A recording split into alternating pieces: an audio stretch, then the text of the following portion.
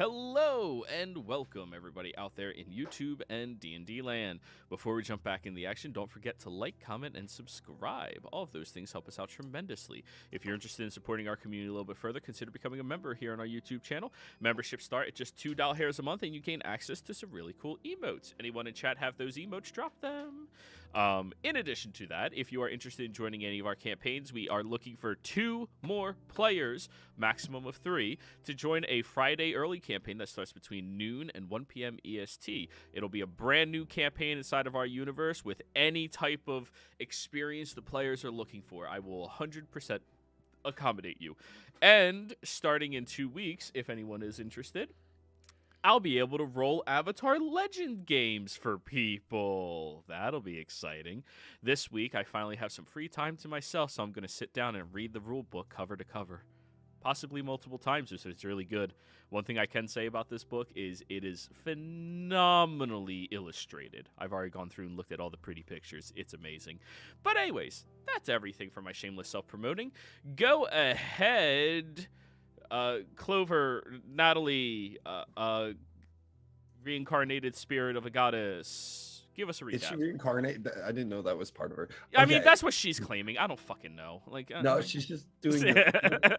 Anyways, last time on Daddy Issues Sunday campaign, the group went into the temple of Mama Vusi and her family and ended up waking up a well demon that was an aboleth by lighting a brazier.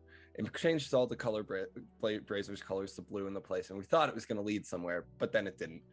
We killed the aboleth, and after killing the aboleth, we investigated the temple further to find that if we fixed the statues that were broken, we could actually complete the goal and find Mama Vusi and get the God, why am I blanking on names right now? We could get Tulsha's pilgrimage finished with. She went through, fixed the statues, and she earned what she was trying to find there. We ended up setting up camp, and that was pretty much the session. We spent it all in that temple exploring it. Is that a good recap? I feel like that was pretty decent. I mean, that pretty much covers it. Yeah. All right. So, you all went over and slept closer to the throne where you all had a bit of security, it felt like. When you all wake up, does anyone in the party have a passive perception of 20 or higher? Yep. 21. Bernie? Lily does when she has her shield. Do you sleep with your shield? I'm inert with my shield. So you then just change it that you do have it. There you go. All right. The two of you notice. Oh, shit. For the two of you, neither of you would actually notice. Never mind. I feel like I should have noticed something, Lily. Do you have the same feeling? I mean, I've been seeing you like look around the room as if like you're just waiting for something to happen. Oh, well, I'm always waiting for something to happen, you know. These dungeons, suddenly there might be like a dragon in one of them, I suppose. Wait, are you saying there's going to be some dragons in these dungeons at one point? I mean, who knows? It could very well be. I've never heard of dragons being in dungeons, though. It seems a bit cramped, right? Dragons are supposed to be big. Unless it's a baby dragon? Oh, you're awake. Hey. Yeah, I mean, you have been kind of rambling for a bit, Bernie. I don't know if you've realized it. Oh, well. I mean, you gotta get these thoughts out of your head sometimes, you know? I've been literally just sort of standing here. I almost went in my inert mode because you were going on about dungeons and dragons and all that stuff for like an hour. Right, well, it's an interesting topic, don't you think? Right. Well, anyway, let's shall we see if we can get out of this dungeon? Temple. But before we do, Miriam, do you have any idea what this skeletal thing is that we fought? Can I roll an Arcana check? You can roll a religion check. Do I get advantage because of necromancy? Sure. Thank you. 15. That was a Nihilith. I believe that was a creature called a Nihilith. What you know about these creatures is they seem to not come from anywhere as far as anybody has been able to discern. They're not created. They are not... They aren't spawned. They're not created. They're not happenstance of magic. They just seem to exist as far as anybody has been able to point out. And they are referred to as servants of the void. They enter into the ethereal realm fluidly and seem to do bidding for some unknown entities that people are unaware of. They're believed but not confirmed to be associated with eldritch horrors.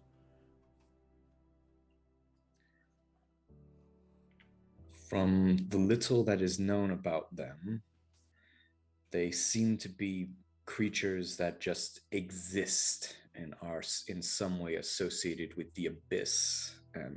Not the abyss, the void, sorry. The void and the many alien presences that contains. Right. Why was it here then? And are they always like that? I mean, undead? Or was that one sort of different from the others? Would I know if they're all undead, or is that just? For a 15, that's all you know. I'm afraid I do not know. But hey, new research subject there. For your magic. I mean, I don't remember from the video. Did the body remain after we killed it? No. It pretty much turned into ash, and then the ash melded with the water and dissipated. Gotcha. Well, let's hope we don't run into any more of them. It seemed to have some kind of weird ability. Did you even figure out what that exact thing was that afflicted Clover? I mean, her skin went all translucent. Can I Arcana check that, or is that more medicine? That's more medicine. Hooray, doctor. Yep. No advantage on this one, but hey. You're Much good at better, it. 24. Alrighty. Let me open up the sheet again. So, certain creatures have these very strange diseases that your bodies, as native to the material realm, have very little resilience to. And it would have appeared that her skin was almost becoming closer in relation to the Nihilith, meaning either A, she was going to turn into a creature like that, or B, turn into a creature that was enslaved by it.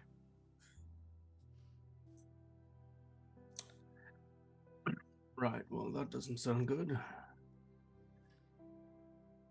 Quite.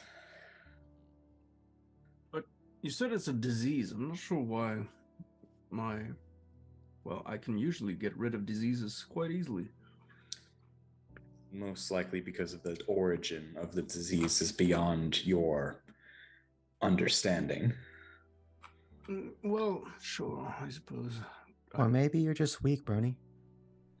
Ha. Well, I still pushed you around, so. Yeah, you certainly did, as well as that one door for the vault. Yeah. Are you ever going to let me? Oh, never. All right. Well, that's And she is technically immortal now, so fair enough. She's never going to let you close the door on that one. That's, Yeah, all right. I That's a mean, good yeah, one, Tulsa. Yeah, that's fair. I mean, I'm just for clarity's sake, Lily, are you happy with how you are right now? Well, that's a loaded question. Well, I mean, initially I thought of it as some like a temporary state before we could find a way to bring you back like you were. I mean, if I were to answer that question, it'd be, for now, I'm all right with it. I do believe this is temporary. But for what I do have on it, I'm gonna make the most of. Right. Well, you seem a bit more sturdy, I'll say that much. I'm definitely more grounded. Is that because you're made of metal? Ahoy, ahoy. Yes. Right, well, that's a good one as well. I can tell my influence is having, well, a good influence on you guys. gods give me strength and patience. Right, well, anyway, shall we go and see if we can track down these cultists and see what we can do about them? Maybe we'll learn something about that Kraken. Before we do, Lily, did you prepare Identify today? I have mean, Identify. yeah, Miriam can do that with 10 minutes. Awesome. Could you take a look at this, and I'll hold out the staff. Take my little pearl. Ritual cast Identify. And Oh, you also are nature. identifying which item again? Glyphs and staff. Glyphs and staff. The one that I Legend Lord. Yes. So.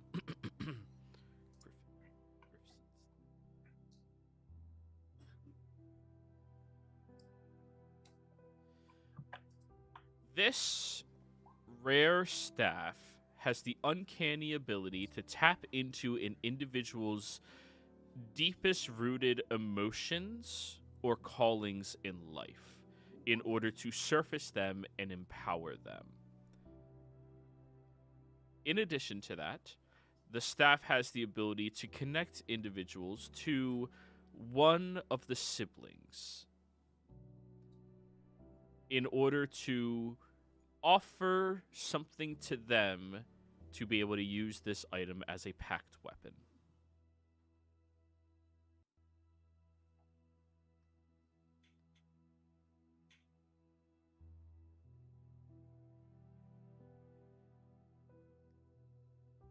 Interesting.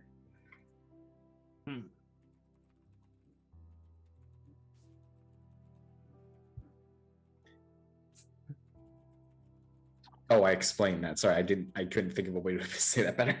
Oh no, we heard your explanation. I was just kind of wondering what my deep emotional thing would be if I had it now.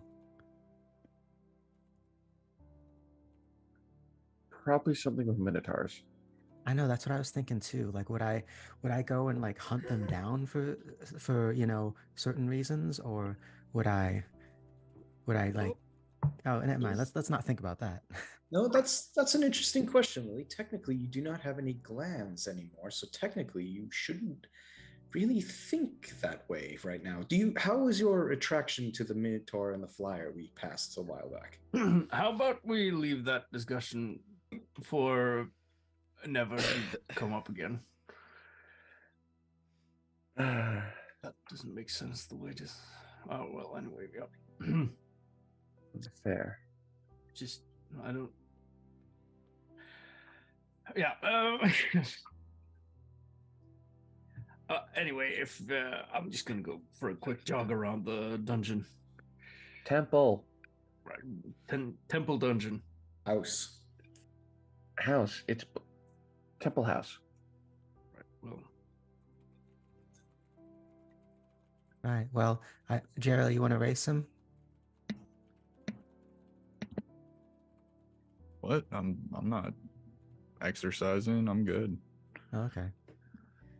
He's Yeah, I all just- natural, baby. I mean, I just don't want you to feel like a hanger-on because a lot of this stuff like was unrelated to you, and you're kind of with us now, you know. I don't want you to feel left out of these weird, crazy things that we keep getting ourselves into. Why would I feel left out? I'm right here. That's a good attitude. While they were talking and they said temple and houses, I thought of a good like realty business. Do you want in on it?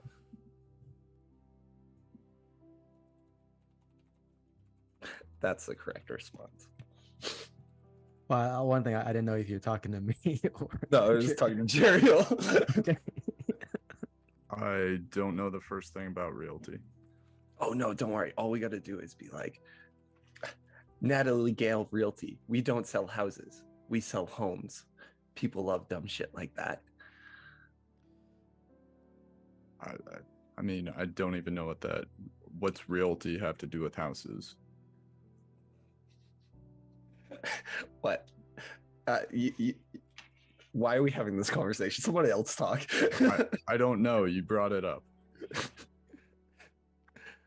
Anyways, if we're all ready, we should head outside into the northern point, as that would be a good place to take off once it's night again. We got like 12 hours till it's night. Yeah, I mean, we did just sort of kind of rest for quite a while. Why don't we? Mhm. Also, There's- isn't nighttime's the dangerous time? Correct. Which is why there's also ruins there. Besides, there's only two ways off the island. Either we go across the bridge again using the help of a celestial, or we wait till nightfall and do some exploring in the meantime.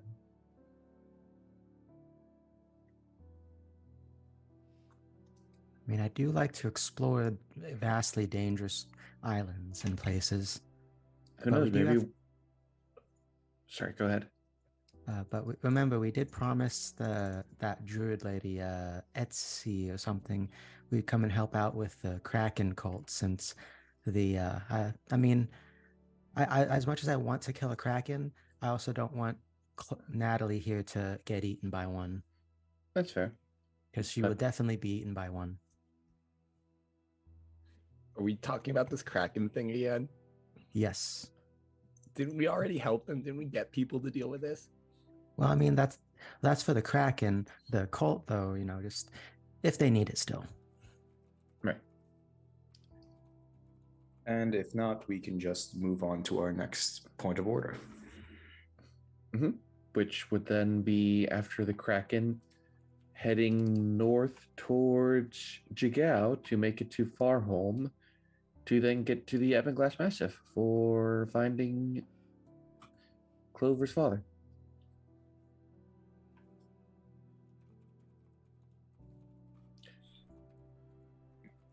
Right. How much time do we have left on that before you need to head back again, Natalie? I know you said it was like 6 months, like a couple weeks ago, but is there anything It changed was 4 since months. 4 months. 4 months? And Right, we can make so- it within that time. Yeah, I mean, give me a single month with some work and I can probably enable us to get places much quicker. And I can always get us back to Aunt Fire's house Indeed. from anywhere. Hell, if we ended up in Phelan, we could go back that one route we came through with, because I'm not entirely sure that they would have rebuilt that fort already. Right.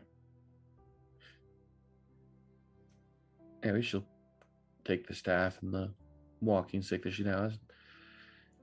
Right. Let's see if the entrance is covered with mud again. Alrighty. You all climb your way out of this temple.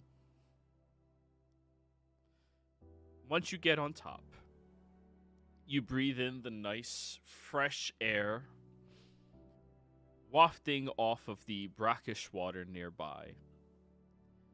You look around at the island itself, and most of the, well, blemishes you all put here are still here.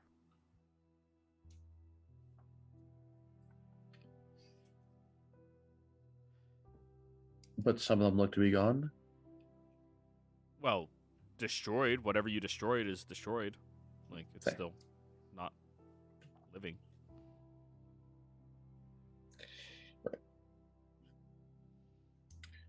Right. Let's. She'll pull out the map that she found in the bag that the skeleton had, that has the other dot on the sound, and let's head that way. That should get us to the northernmost part of the isle, meaning we shouldn't have to stay over the lake too long should the Kraken still be alive. All right. Who knows? If we're lucky, we'll maybe see a Kraken fight at night. Well, if it's at night, it would be kind of dark. No, but I'm sure if there's a wizard, there'd at least be one fireball. Well, probably. Wait, I what should makes hope you? so. That's stereotyping. Yeah, that is classist. Hey, why isn't? I mean, Miriam, you probably have some useful spells, right? No, I'm just joking. It's yeah. Remember that But ice breath I almost killed you with? No, you didn't almost kill me with it. Well, but why don't you have fireball? They're so cool and very useful. That seems like a direct quote from this one cleric guy of the Everlight that like wrote this big uptight noble dude that like made a whole speech about it. To I can't remember his answer name. your question. I don't know. What's I your heard there. Miriam, I heard you say question. What? No, I was gonna say answer. I said to answer his question, but then I heard Lily still talking. Oh, So I okay, should- my bad. Yeah. Well, I did hear there was some new cleric of the Everlight over in Emon, but I mean, I don't associate too much with those Sarenrae Knights. Serenian Knights. Serenian Knights. They're too forgiving for my kind, or for my taste. I really think the two of them would get along.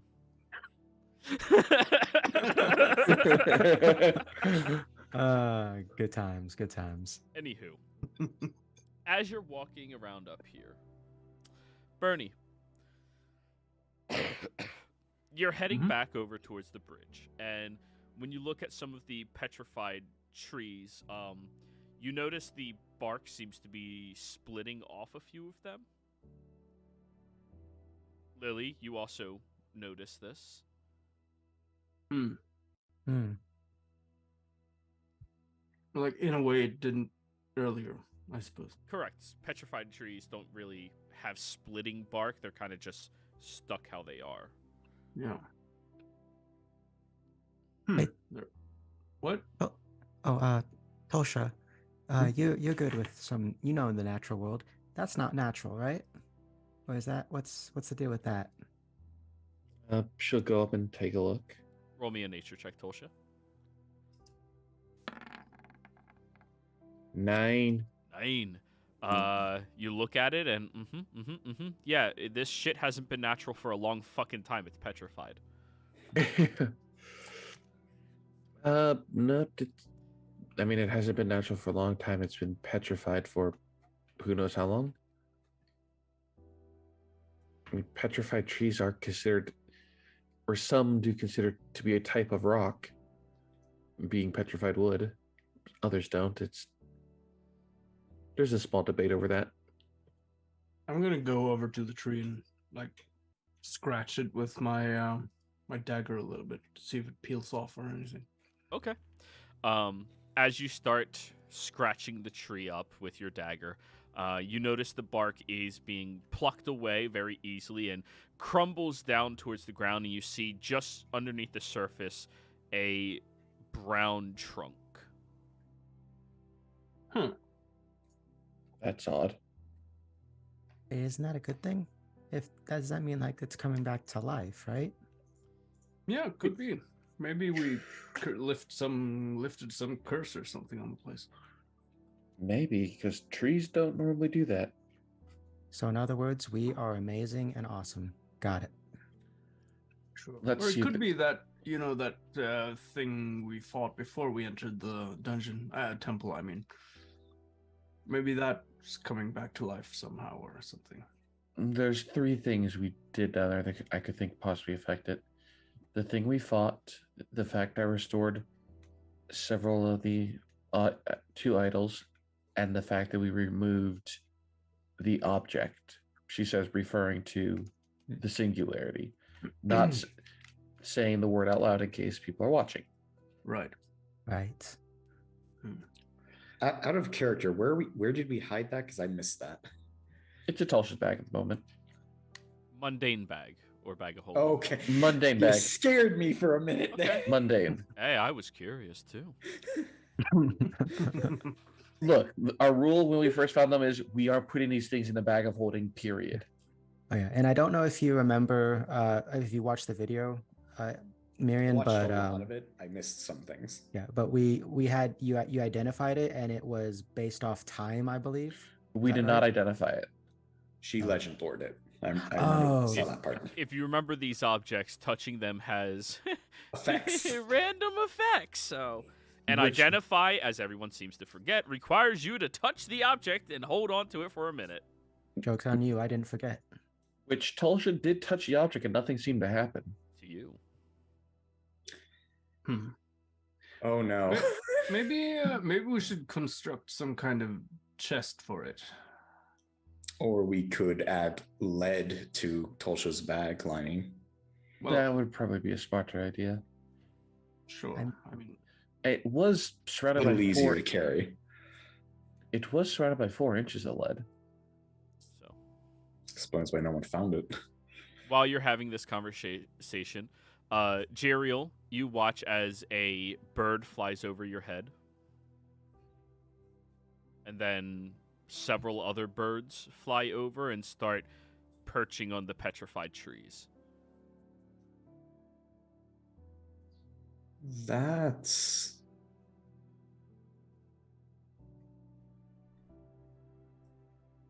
when we came in, there were no birds, right? There was no wildlife at all. That's very fast for them to be returning. If we did fix what was ailing this isle.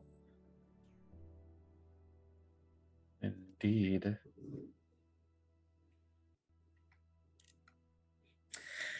Anyways, why don't we gain some distance just in case some bad stuff happens, and so I can efficiently test this sending stone to see who it goes to.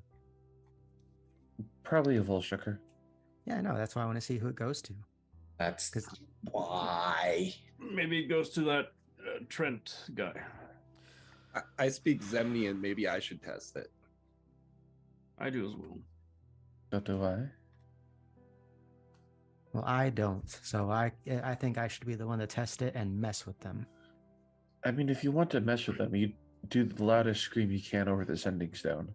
But isn't it possible to sort of figure out before you use it who it will go to?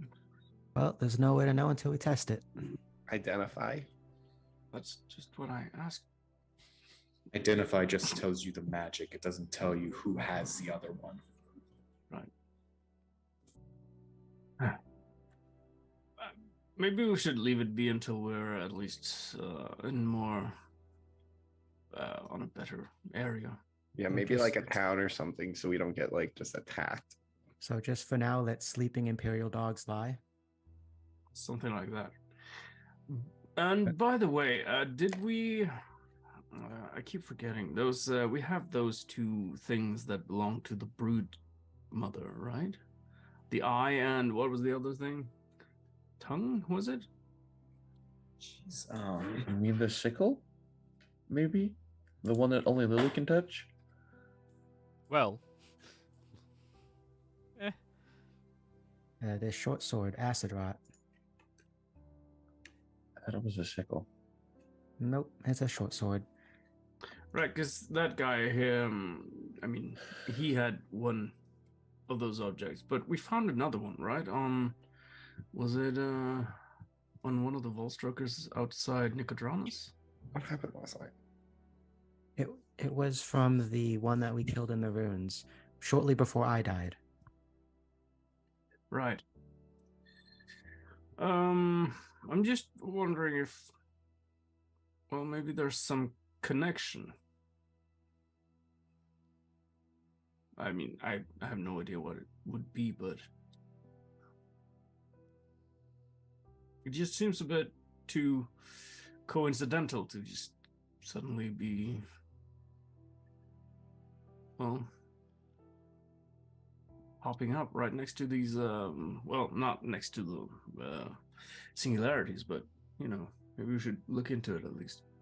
I mean, Volshucker's an empire looking for places of power to take things. Oh.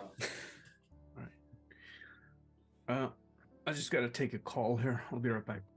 okay. I thought that was Bernie for a second. Hello, Yeah, this is Bernie. I did too. Guys, I'm on my sending stone. Please be quiet. Yeah, then You guys Lily's have just like, any idea what international costs? Come on. yeah, then Lily's like, oh no, if he's gonna make a call, I'm making a call. And then I use the sending stone then and there. Interplanar is super expensive.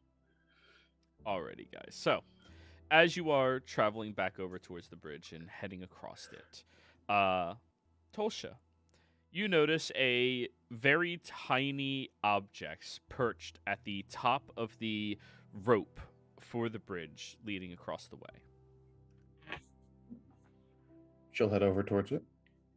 As you approach over, you see that it is a ruby-throated hummingbird that just rotates, looks, and then tilts its head to the side. Oh, hello. What are you doing here?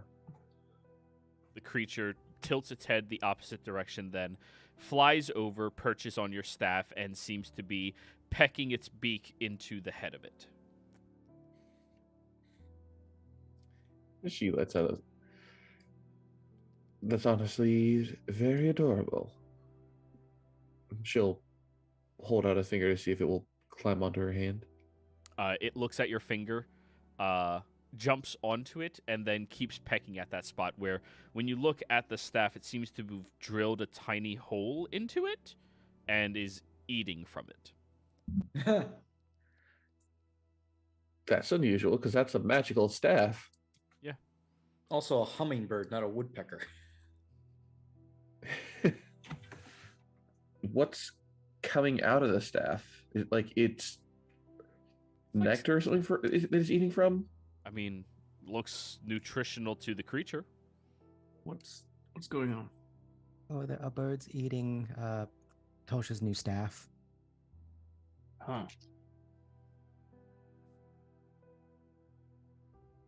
Interesting.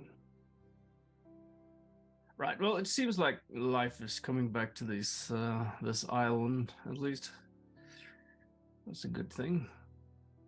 Here, Tolsha, give it this so it stops eating your new focus. And I give her a loaf of that magic bread that we had from so long ago.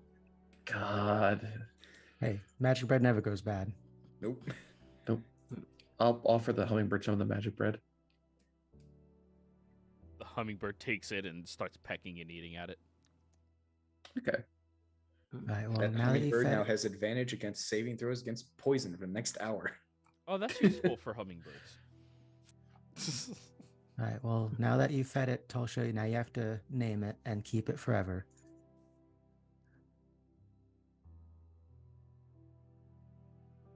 So, are there any more ruins on this island we can maybe check out? I mean, there might- are. Yeah. There's one on the southern isle, I think, and one on the on the far part of this isle. All right. Well, I mean, if we go to the other island, we might end up being there the whole day. But why don't we check out the northern one, and we can use that place to like head off to the coast again once night falls. Maybe there's some. You're abandoning the rowboats Oh, that you yeah, borrowed right. from Sharis. Oh, right. No, we traded for those. Yeah. And there's krakens in this water. She knows that that's not gonna probably survive. All right. Yeah. There's worse things. There's krakens and sharks, if I remember correctly. Krakens Lily and will build them sharks. new ones made out of metal. This thing's metal. It'll never float. Says the druid. I'm wondering Metal if heresy. right now are we like in the middle of the island? You're in the middle of the left island. Yes. Right. So it's The quite- iris of the eye.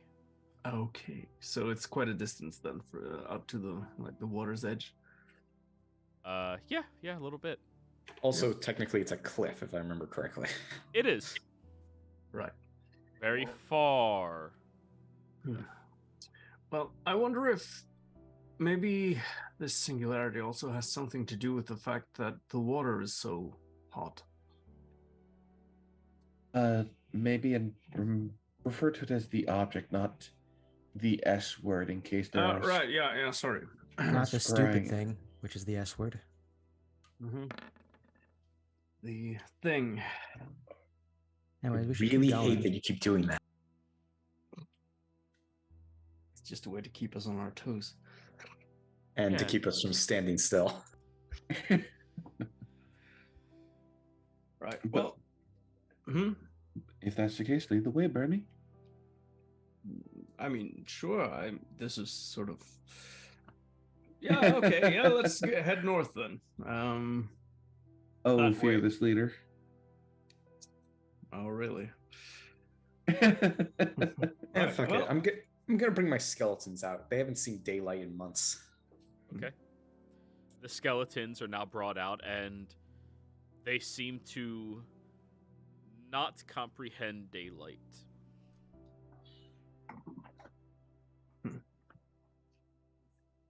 I mean, you just said life was returning to this island. Now you're bringing out your dead friends.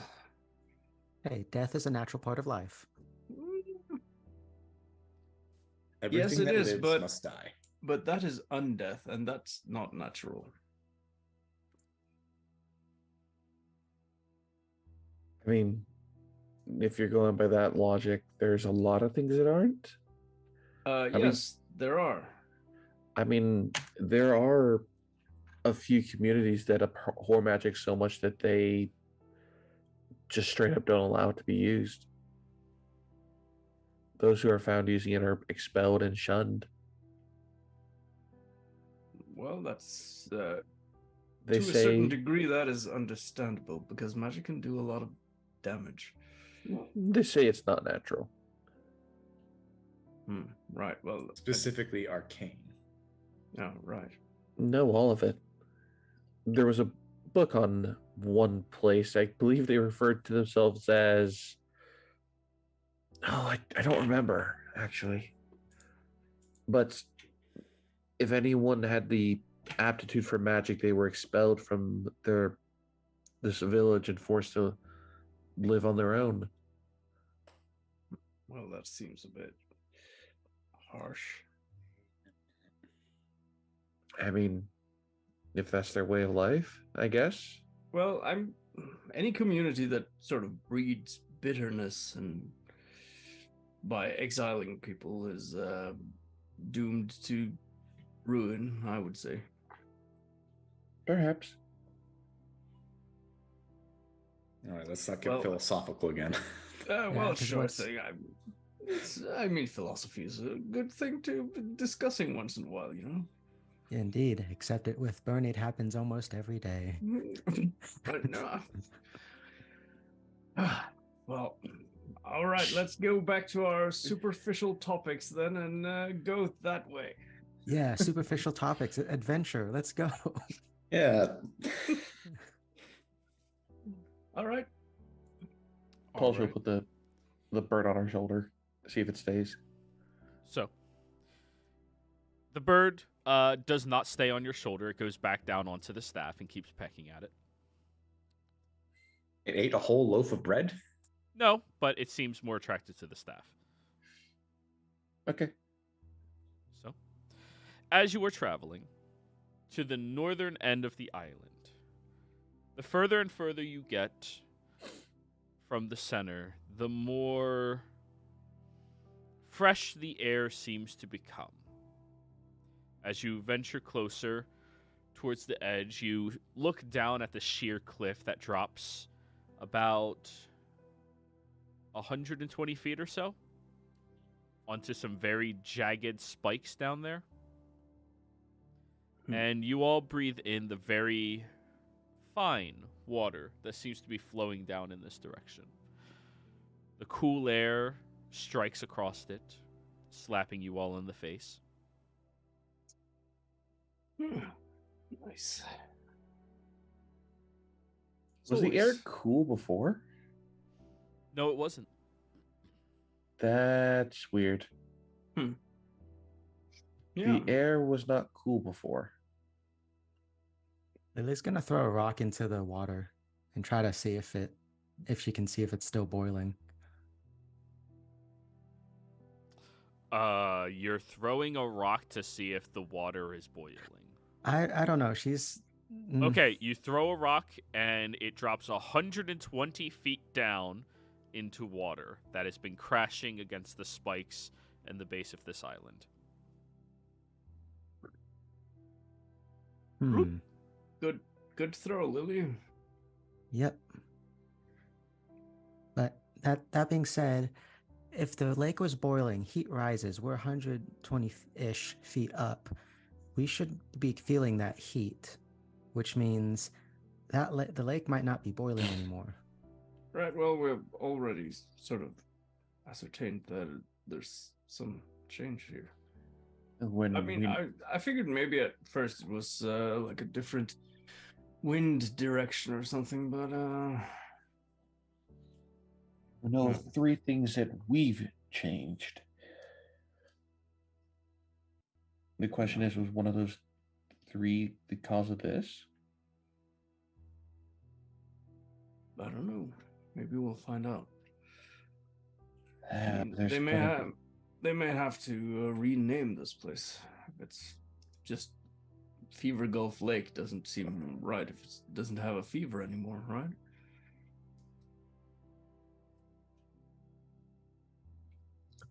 Anyway, Fever- should we see if we can find these ruins then? be- Yes.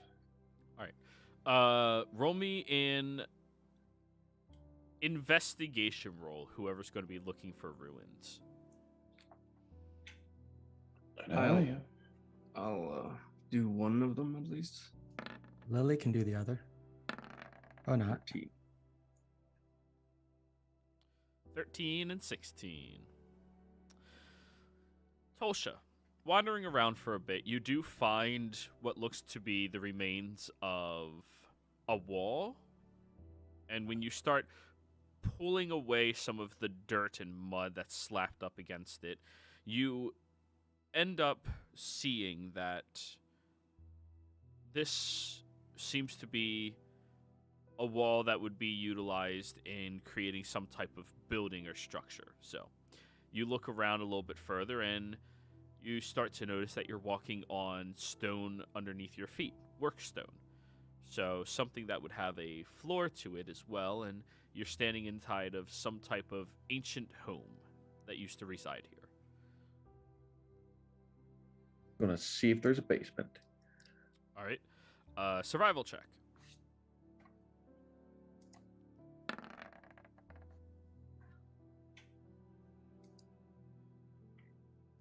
As you're tracking around as best as you can, you come across what looks to be a very old, raggedy wooden door or trapdoor placed on the floor. When you start tugging at it, it seems to be latched onto something underneath. You're going to have to put in a lot of effort to break it. Bernie, Lily, can you come over here and give me a hand? Found a basement. Oh, It's still locked. Interesting. Yeah, I'll come and help. I'll let me check for traps real quick. All right. Investigate, please, Lily. Right. Make sure the door doesn't kill you this time. Oh, that shouldn't be an advantage. So 12. 12. Yeah, it doesn't look trapped. That looks good. All right. Eh. So, who's going to be rolling the athletics and who's assisting? I'm assisting. I'll roll it. Alrighty. 26. 26. As the two of you squat down and try to run your fingers around the border in order to find a place to latch onto, you both grip tightly and lift with your legs, holding on as tight as you can, and there's this very loud snapping sound as the door goes flying open. You see two skeletal hands holding onto a rope that is incredibly aged and old.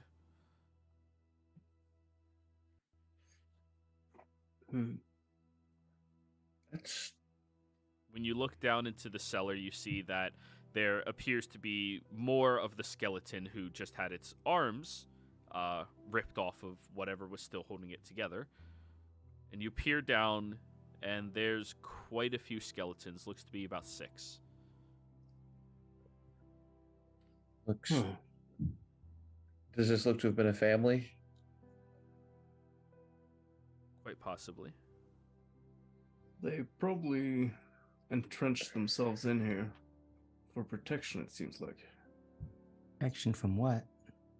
Well, whatever roams these islands at night, I suppose. Or that, or whatever caused the mass petrification to begin with. But Oh yeah, that could also be. we should at least bury them properly. Yeah, I was thinking the same thing. She'll take the time to dig like 6 different graves for them to bury them. And I'll, seeing as we're not in a particular rush right now, I'll do a ceremony or like just a funeral, basically. Okay. So, you start digging through and picking up the remains as best as you can. I would like someone to roll a medicine check, unless you're just doing like a mass grave for the individuals. I No. will help with the bodies. I'll assist Marion with the medicine check. Marion helps with the bodies. Yes, God Clarice. damn it. I think that's pretty good. Yeah, but I rolled a 13. I mean, 23 on a 13 is pretty good still. Yep, but Tulsha's doing all the work for about a minute. Look over to Marion. What are you doing? Marion? Pat him on the cheek as he's like playing with his fingers. Hey, what are you doing? Sorry, that's been happening for a while. Has it? Very randomly. I can't seem to have charted a reason, but yes.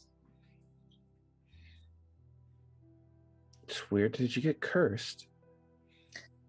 I don't actually since she mentioned curse, can I like history to realize when this started happening? Sure.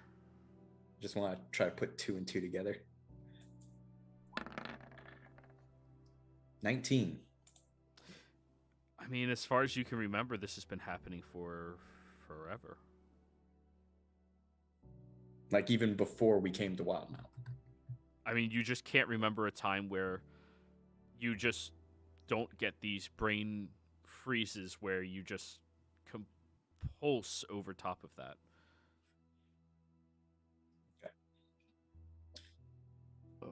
All right, but something that's always happened, I believe. It's odd. Are you guys gonna help get these guys buried, or Right. Yes. I get my shovel. What are you talking about?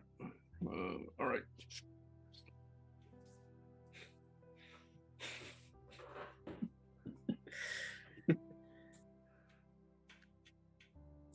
Got some nice graves here.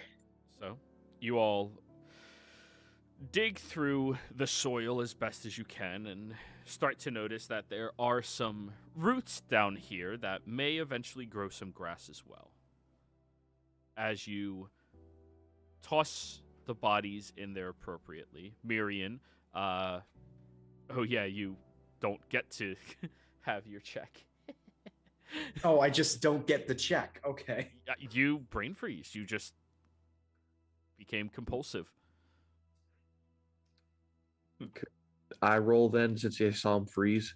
Sure, roll a medicine. 9. There's a lot of bodies. That's the best that you could figure out. Right. Can you guys see if there's anything magical about, well, down in the cellar or with Over. I think Clover, Natalie already said she doesn't do that anymore. Yeah, Right. I don't know. Just so used to that. She'll cast detect magic.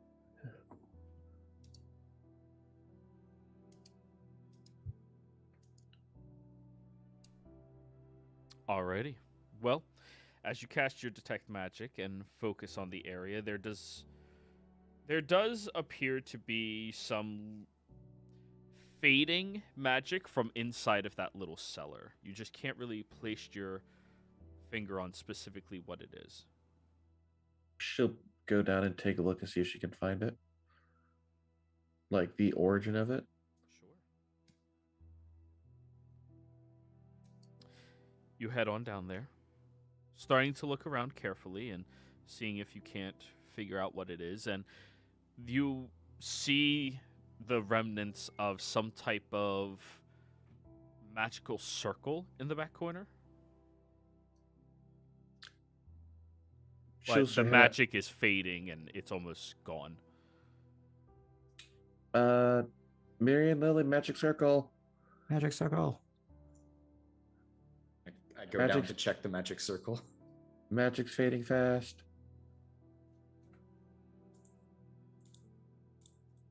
Is this the kind of circle I could potentially copy, or is it just a normal circle?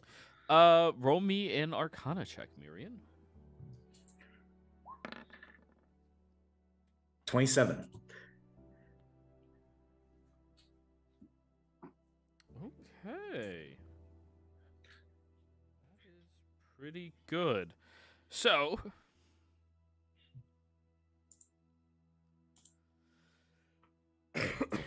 we do love 27.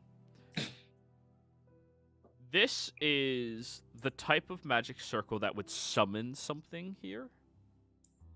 Would not be utilized for teleporting away or teleporting in, but specifically grabbing something and bringing it here. It seems to have a divine origin to it. And for the magic to still somewhat be active, not enough to actually activate this circle, but enough to let you detect its remains here, it had to have been very powerful for the age that it would have had to have been constructed, given how old it looks. Which Tolsha can tell you right away how old it is. By your best estimates, probably from the Divergence. Jeez. Must be from the divergence. Well, if it Jeez. is, it was extremely powerful, holy summoning circle. Really? Hmm. Any ideas what it might have summoned? Outside divine nature, I don't think I would, right, DM? That is correct. Only something in the realm of divinity. Doesn't narrow it down much. No, because there's good divine, or quote unquote good, neutral, and bad divine, based off of alignments. It's an archaic classification system, as that is.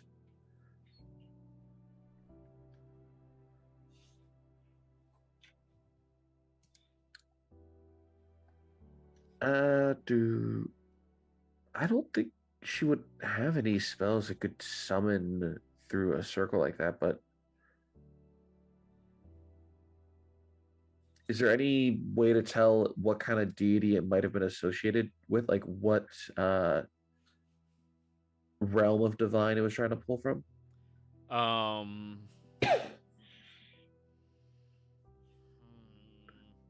Unless you knew what spell this was, you can't really tell. But you said it's fading, right? As if, did we disturb it by opening the hatch? Perhaps. Perhaps.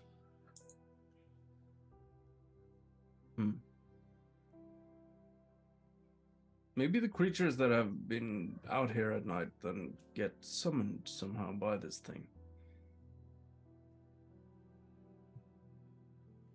Maybe. I mean, there might be more, I suppose. It doesn't have to be just this one place, but Either that or maybe whatever spirit was or divine creature was summoned triggered after the effect of the petrification wore off. Joey, correct me if I'm wrong. Yeah, I will. But because of the age of this and the fact there are so many bodies around this thing, is it possible that this might have been leeching off the remains of these corpses to summon them? As much as the divine worshippers would like to say otherwise, it was a very common practice to utilize necromancy and the sacrifice of life in order to infuse magic into it. It is not out of the question. Okay.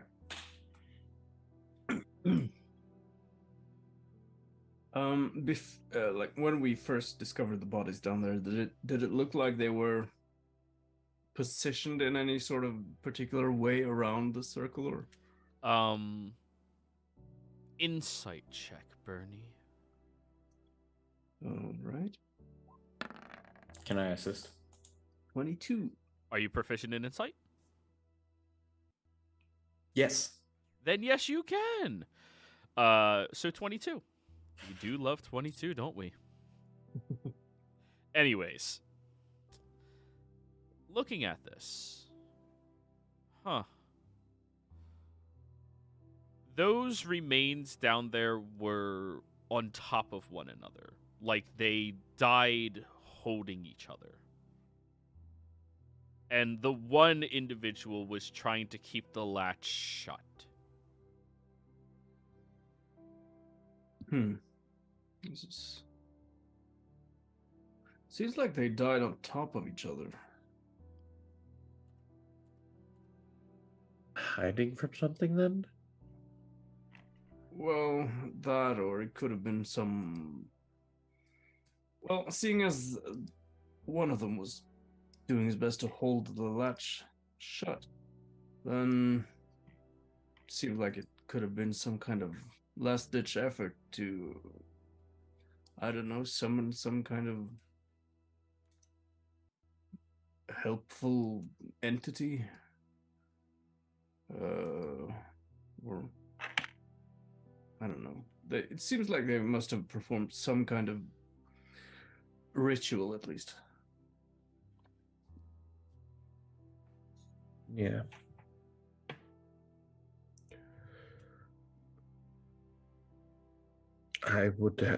We'd have to do research to see what it was. Can't you do one of those, what you call it, legend lore?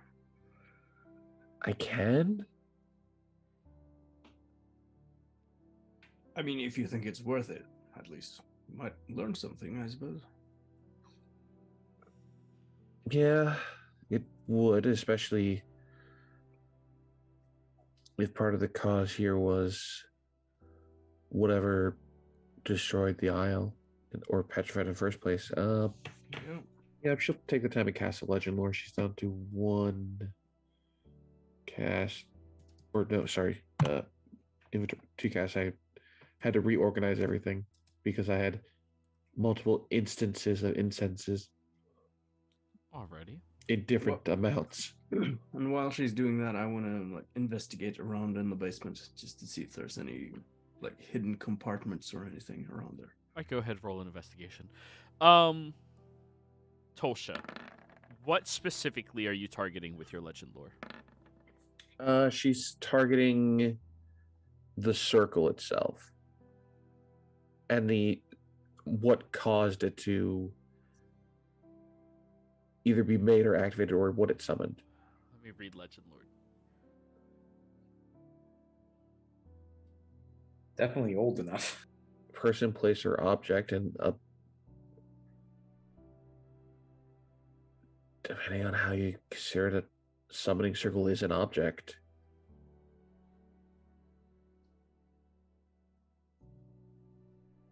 That's also a place. Yeah. You gain no information. Nothing. This is not of legendary importance.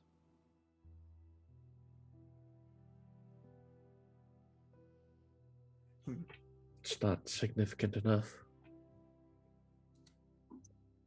All right. Well, I'll buy you some more of that incense then when we get the opportunity to.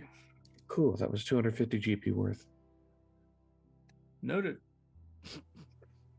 For your investigations looking around, Bernie and Lily, you find these very old jars that when you slosh it around, there's this disgusting, vile-looking mush inside of it that was presumably preserves kept down here once upon a time ago.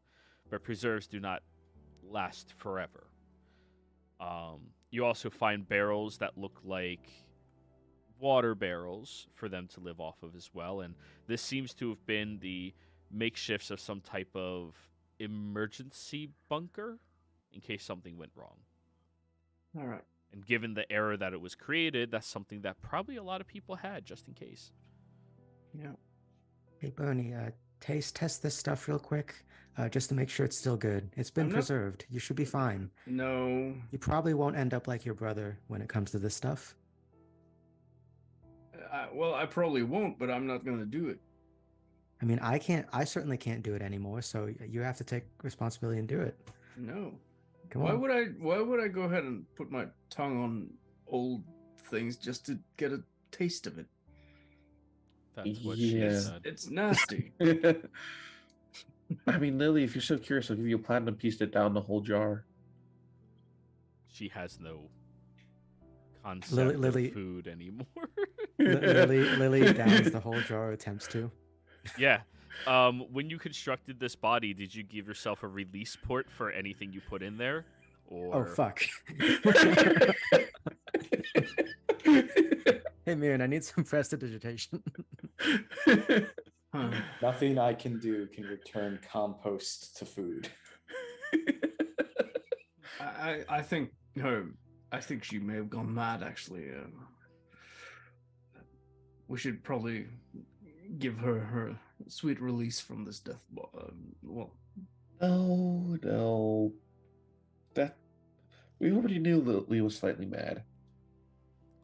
well, sure, but I mean, I think one could say only a mad genius could come up with a way to make themselves a robotic body.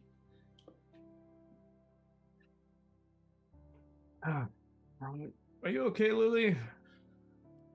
I mean, define okay. I just inserted some stuff and I didn't think about how I'm gonna get it out now. Alright, well, that's entirely your fault. I hand her the platinum piece. Goddamn right, you hand me that platinum. I could use thaumaturgy to open any like hatches you have. Oh my, Boney, I love you like a brother, but I don't like you that way. Oh, Right. and then Lily walks away. Well, doesn't- why? Anyway, it doesn't seem to me like there's anything really important or of interest down here, unless, well, there's the summoning circle thing, but I'm unless- gonna copy it down so we can do research on it later. Sure. So I'll get out my notebook and start copying the design of it, as well as noting that it's divine magic in nature. This will be about 5 more pages of your parchment to copy it down completely. 6. Okay. So how much are you down to? I have a book itself. That's how many pages are in the book? 20. And you've used quite a few so far. Have you not been keeping track? No. I have it. I'm at 7 Sorry. pages left. Books are 10 pages. A book's only 10 page. Yeah. Spell Parchment's books are thick. about 100. Yeah. Okay, then I'll use some of the parchment I have instead, which I have 14 of, which that will bring me down to 9. Already. I got 8. 4 pieces of parchment if you want it. I don't really use it. Sure. Non-magical parchment. This mundane paper. Made of the finest seaweed. Alrighty. Well, you discover that there's nothing of importance on these ruins other than the family that at least you did the right thing by putting to rest for everybody. Yep. Lily, are you keeping one of the jars of mush? I think I don't. Actually, yeah. Yeah? Lily Yeah? will keep a mush jar. Alright, Lily has mush jar. Well then, since Lily has mush jar and all of you have this realization, I guess we can go on break and we come back. Nighttime will fall and you can jump on your ship and go wherever it is your heart's desire. Head back over to the Zarzith Kittrell to inform them of anything you desire. Head out towards the Ebonglass Massifs to help Natalie achieve what you all promised her. Whatever it is you guys wish. We'll be back.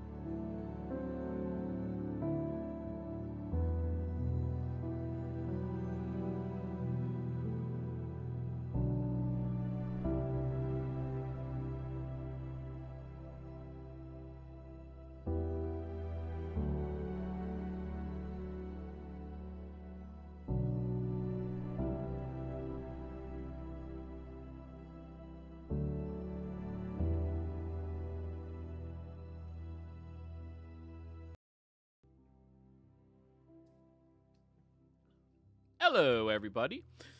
We are back. Before we jump back in the action, don't forget to like, comment, and subscribe. All those things help us out tremendously. If you're interested in supporting our community a little bit further, consider becoming a member here on our YouTube channel. Membership start at just $2 a month. You gain access to all of our emotes. If you're interested in joining any of our campaigns, we do have open slots available on a Friday early campaign that'll be starting between noon and 1 p.m. EST. If you're interested in joining that, be sure to reach out to me or go through our Patreon, which is listed down in the description below. Speedrun. Let's go. All right. Sorry, trying to get you guys to your content, but also trying to shamelessly self-promote myself. You wait until nighttime, where then you get onto your flying ship. Taking off. Wait. Sorry. Let's start from the beginning of this, because I know you guys made up your mind on the direction you want to take, but are you still going to deal with the cultists, or are you just going to say, fuck it, and get on your journey? We're gonna pay him a quick visit. That's not too much of a tour. We'll take the ghost ship up to the north coast of the Fever Wolf Lake and take it somewhat high up so we can look for like settlements on the north side, and then we'll head down to look for the cultists. Okay. As you're flying over there, I would like everybody in the party to roll me a perception check.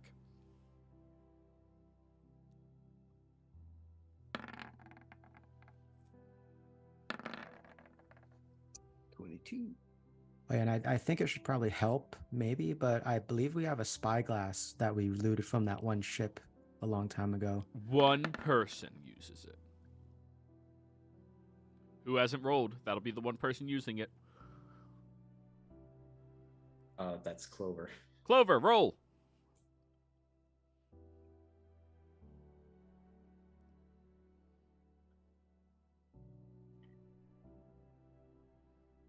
Natalie? What? Hello? Hello. Oh, did his internet just go? Oh, fucking hell. Roll 4, Clover? That's me.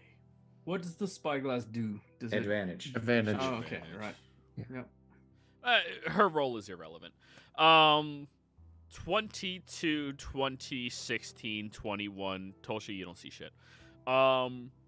Everybody, as you're looking over across the open plains of the many hosts of Yggdrathad, you end up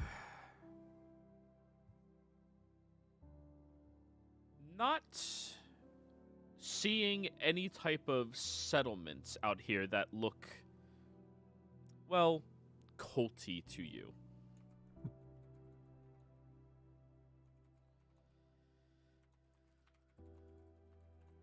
You do see that there's a couple of farms out here, very small, that have pikes at the edges of their property to protect themselves from any dangerous beasts out here. But that's really it. All right. Well, then I suggest we go to the largest farm and ask around. I suppose we'll be getting there maybe sometime before daybreak. If we have 40 miles, then yeah, we can get up to here ish and then walk.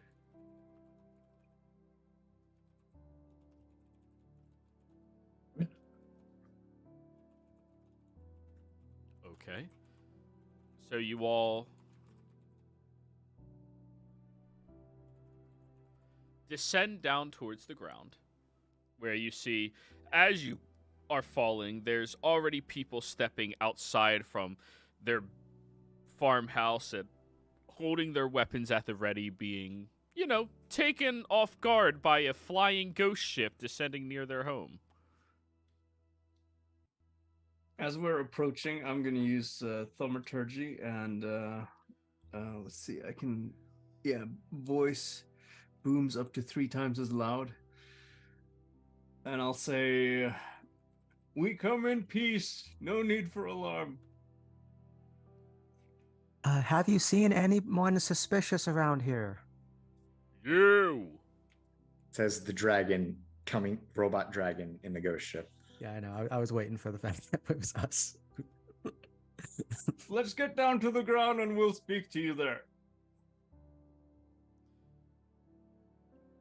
You're all right. No sudden movements. Gods give me strength.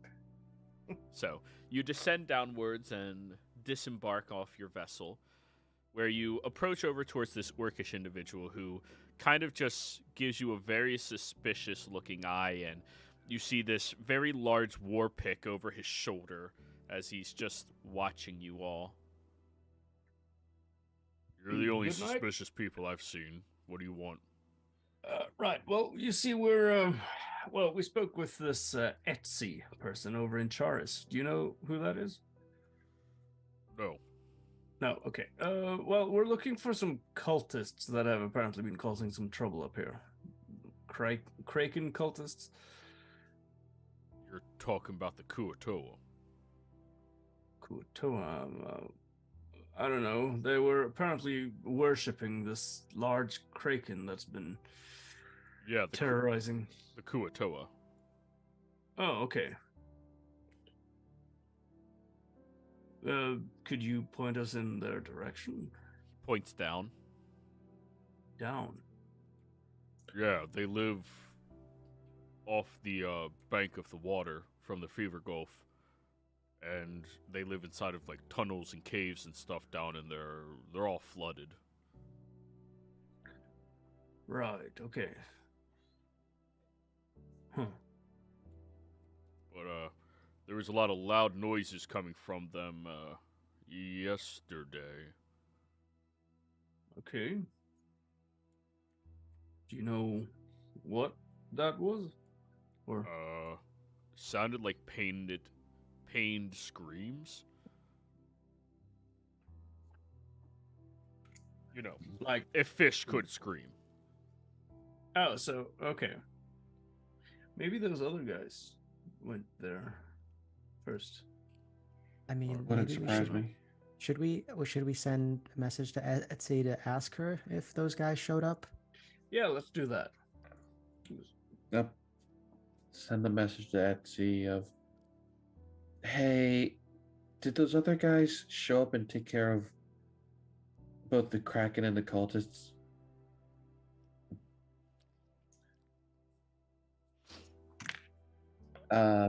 We met the other day. You bet your ass they kill fucking Kraken. It's dead. It's guts everywhere and fucking got an eye. She sounds absolutely hammered right now. She's absolutely hammered and the Kraken's dead. Oh, that's good. Oh, well, I guess they're celebrating them. Yeah, Apparently she got one of the eyes. So, okay, so the Kraken's dead, but did they take care of the cultists or these Kuatoas? I mean, if there was screaming down there, I would assume that's either from the fact that Kraken's dead or the other group took care of them. Huh. All right. Well, Didn't this guy just say the tunnels they were living in got flooded? We're always flooded. They're fish Oh. people. They're fine. Like, Oh. yeah. Okay. They can breathe water. They're good. We can't breathe water. We're not. well, I I mean- can. Lily doesn't need to breathe. She's fine. All right. Fuck Well, yeah.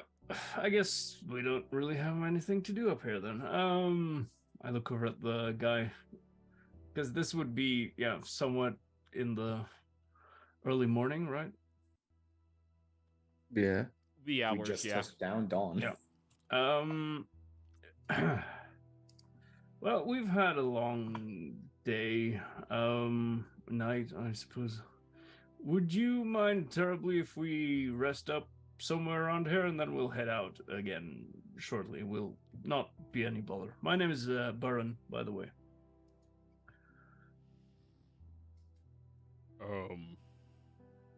Name's Bink. Bink Pickle. All right. Glad to meet you, Mr. Pickle.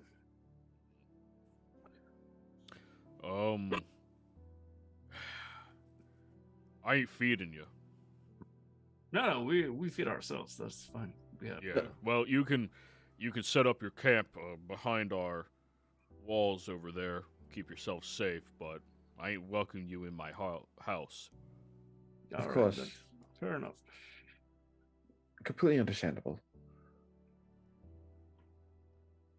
Thank you for allowing us to set up our camp behind your walls. Yeah.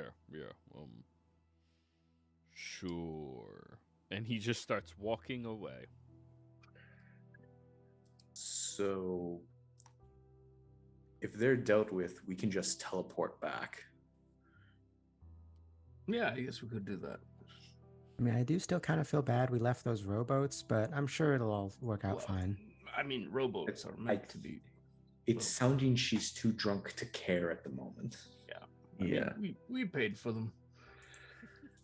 Traded for them. Well, yeah. Same difference. Yeah. But Guess we're gonna have to get a new cart. also, even Carts if and we, Zarzit. Oh, it's in Zarza. No, no. Right. That's the thing that sparked the whole conversation. Right. Well, anyway, I suggest we rest over here. It's better temperature here, and then we can teleport to Draconia, and then we'll head out. yes. Let's just do this. We've been through that route a few times now.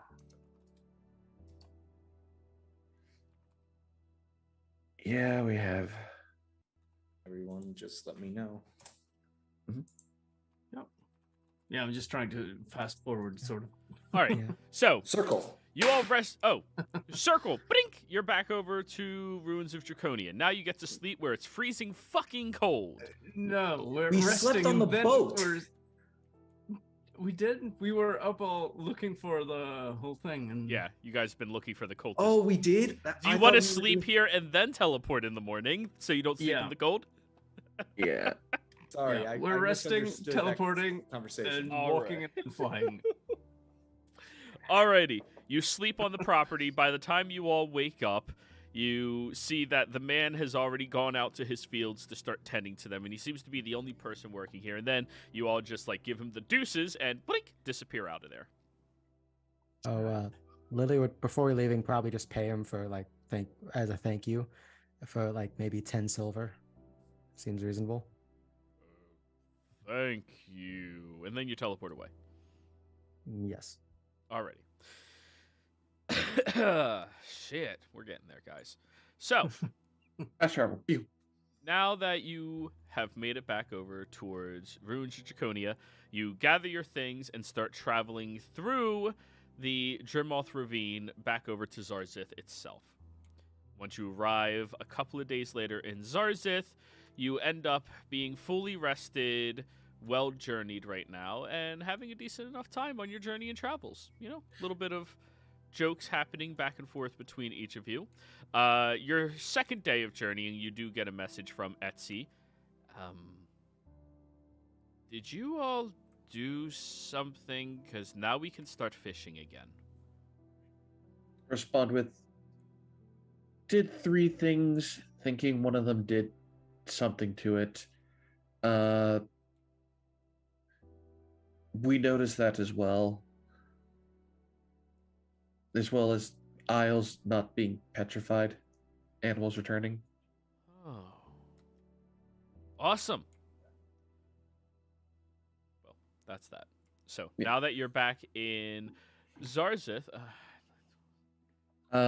During the 2 days we were over the Dravine, I would have liked to attempt to attune to the staff, if possible.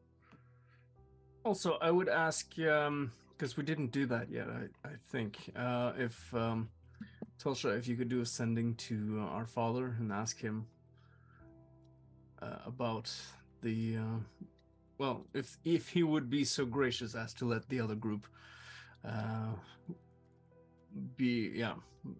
ask him some questions about stuff. You think our dad, the spy guy, who's gone to great lengths to hide his identity, is going to answer random questions from other people? Well, I told them I would make sure to ask him, but not to keep their hopes up. So I'll do sending to her father saying, Bernie found some people who are very good going way to start. against the Empire who want to ask you things, yes or no?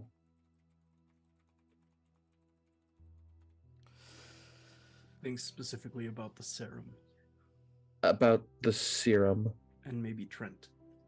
and Trent. I can answer questions about the serum.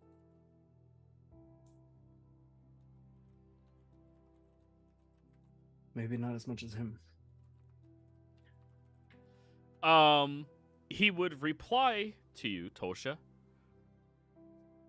9. No.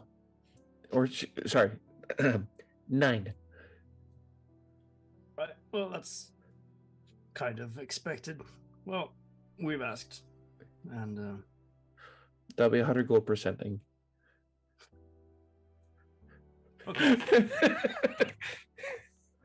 Alrighty. So, Bernie, one of the nights while you were sleeping, you wake up Oh no. to the sound of mechanisms starting to move a little weirdly near you. And when you open your eyes, you see Lily attempting to replace your water skin with the mush from the jar.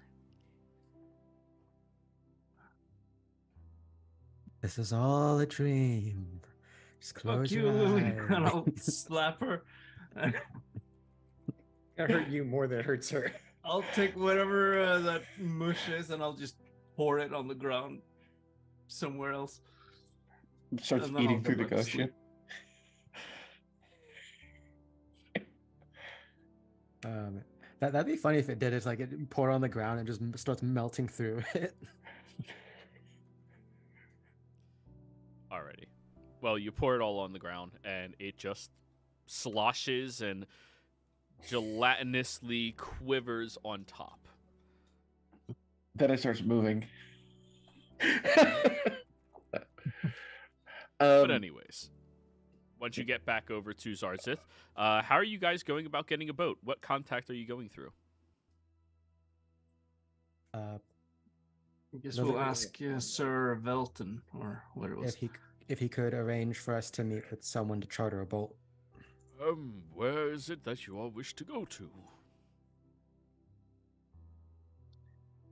We need to go to the Blight Shore. There's a city called New Haxon. Oh, You see, we're looking for our companion's father. And that was the last location that we learned he went to. Right. Oh, well. But if there's a boat that can take us to Ebonglass Mastiff and drop us off, and that would be even better. We'd be willing to pay quite a sum to get this done. Well, finding a captain that'll charter you specifically to New Haxon. Well, are you pressed for time on this? Or? well, not directly pressed for time, but we would like to do it quite. Expediently.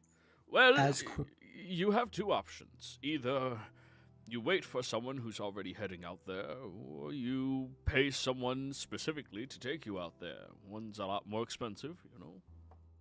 Right. Unless, I don't know. Maybe there are some wizards that do that kind of teleport thing over there. I don't know if there's any such thing on this side of the continent. I mean, I don't think there are any wizards on this coast. There isn't a circle for New Haxon, I assume.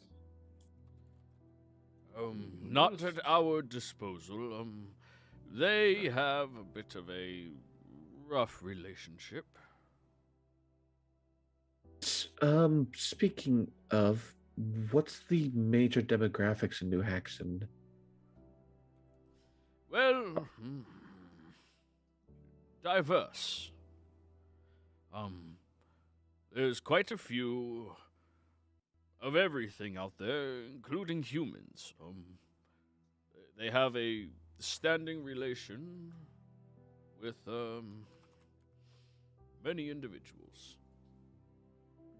They're more neutral than others. Right. Is there anything particularly dangerous about the place we should be aware of? Oh, yes. They have cultist activity out there towards a number of different weird organizations. Huh. Oh, great. Maybe we get to smite some heretics after all then. I was literally about to type in chat, like Bernie says, it sounds like heresy to me. They also have, well, their law system out there is more dangerous than other ones. In what way? Well, you act up and they believe in public execution. Right, okay. Or what level of mischief or criminality? If you go against something that they're trying not to have people go against. So, like, say, stealing a loaf of bread would get you executed, is what I'm trying to get at. Like, is it everything from minor crimes or just major?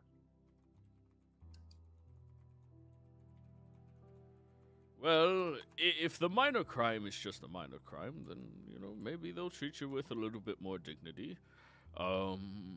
But if the minor crime gets in the way of somebody of importance there, then, yeah, they'll fucking kill you. Well, we don't intend to cause any sort of issue. We never intend to, but we always do. No offense. No. I'm familiar enough with your group that I feel like I have to warn you about this, despite the fact that you're probably going to ignore it completely. Sir Velton, we would not ignore your well-placed advice, if we could help it. I call bullshit. Good call. Especially on that one. Oh, look at Lily. All right. So, well, unless there's some like obscure superstitions we need to learn about, like don't lean on your right leg before noon on Sundays or something, then I guess we're Nothing Well- that preposterous out there, no. all right. Good. Well, I have a suggestion is why don't we, Sir Velton, if you could please ask around to see who might be heading that way and when. And if we find out when they would head out, we could decide whether we're going to head out immediately or by finding someone and paying them specifically more expensive, or go along that charter. Maybe even get paid by acting as the boat's guards.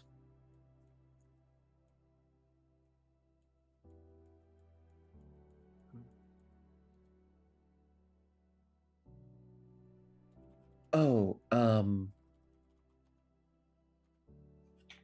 and if you have time, could I look at any of the notes you have on the singularities, as rumors were quite founded? Well, I talked to the council, and these, documents are being put on ice. I see. It's. I will say it was weird that, like I said, the rumors were founded as there was one out there in actually the temple to my deity. Which is odd.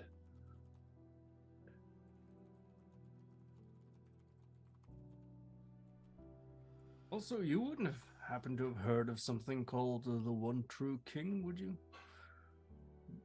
That was apparently. What some about name- him? Well, so you do know. There was an inscription on. Was that on the throne or was it somewhere else? It was on a throne. Right, yeah. Apparently some kind of celestial or something? Unless I'm completely misremembering here.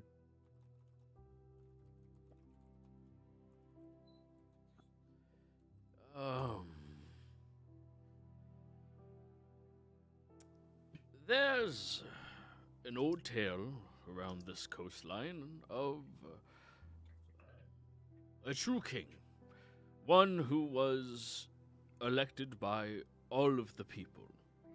Someone who was aspired to by everybody equally. Someone that was the epitome of, well, mortal evolution. The only man who was capable of rivaling a god. And did so in order to defend us from the betrayers. However, the king fell mad with all of the power that he was receiving, and there's rumors that the king was, well, destroyed by the Arcanists, who separated him because, despite the fact he started as a mortal, became unkillable. And now, each aspect of his genius has been sent elsewhere. Do you know how many aspects? Probably 3. It's probably that guy in the box. 6 aspects. Uh-oh.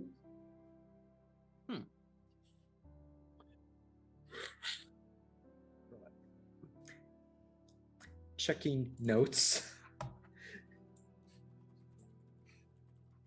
Well, it's not really something we're actively pursuing or anything. I just thought I'd ask in case we, well, discover anything more about this, or...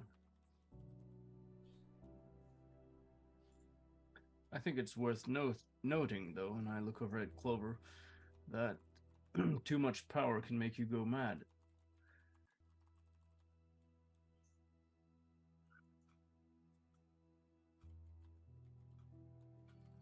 Oh, how come we've...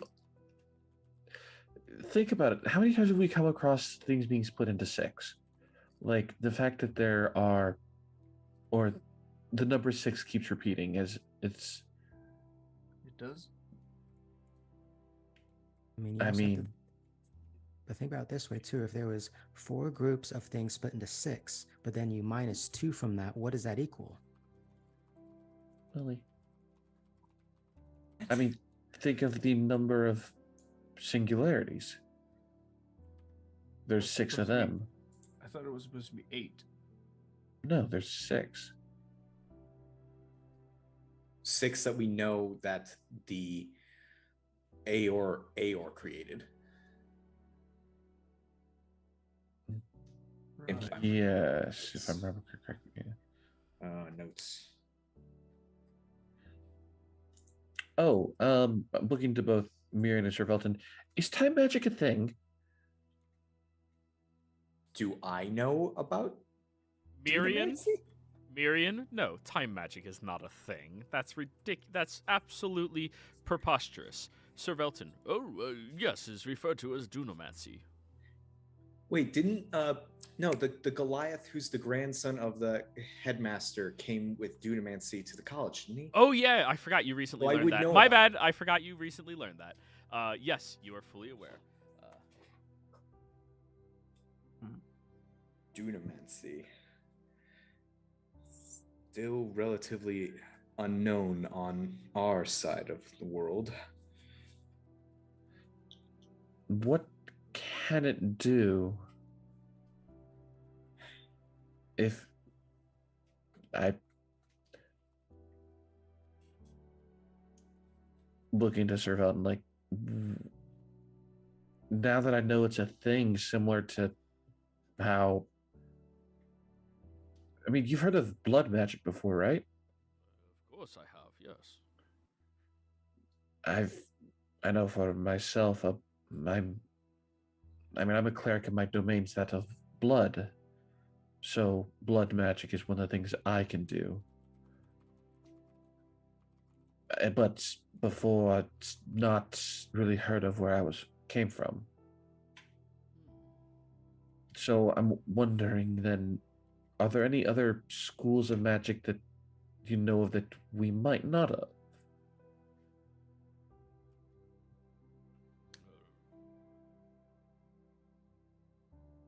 There's chronomancy, Dunamancy. Well, you already said blood magic, and that's a pretty obvious one, in my opinion least. Wouldn't chronomancy be time magic? Well, dunamancy is the the parent mancy over top of space and time, whereas chronomancy is very particular just to space. Hmm. Or just to Does- time. Does that mean that if Dunamancy is the father of Chronomancy, does that mean there's gravity magic specifically? I know there's gravity spells, but Well, yeah, that's what they're based out of. You really don't have that over the pond. most likely this is speculation, but most likely because so much of the fighting between the gods happened here on Wildmount that you have more records of it left behind. That would make most sense.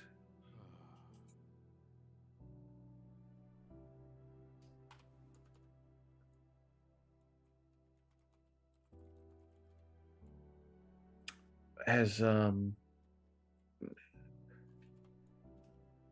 one singularity that we found appears to relate to age or time based off of legend lore. And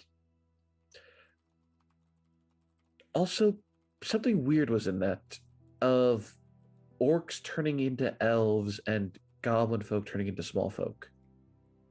I don't know anything about that. Sounds like transmutation magic. But the thing is, it happened before this one was made. If you need more specific information, I'd recommend speaking with someone from Rasona. Many of the individuals of the Kryn dynasty have a lot more practice with magic than the likes of me. Right. Is there a way I could get a letter of recommendation to speak with them so it's not, some We do random not person? have a working relationship with them yet. They were kind of upset with the fact that we wanted to open up to the Menagerie Coast, and they wanted exclusivity, subservience from us, and we did not wish for that at all. Ah, that's unfortunate. Yes. Ah.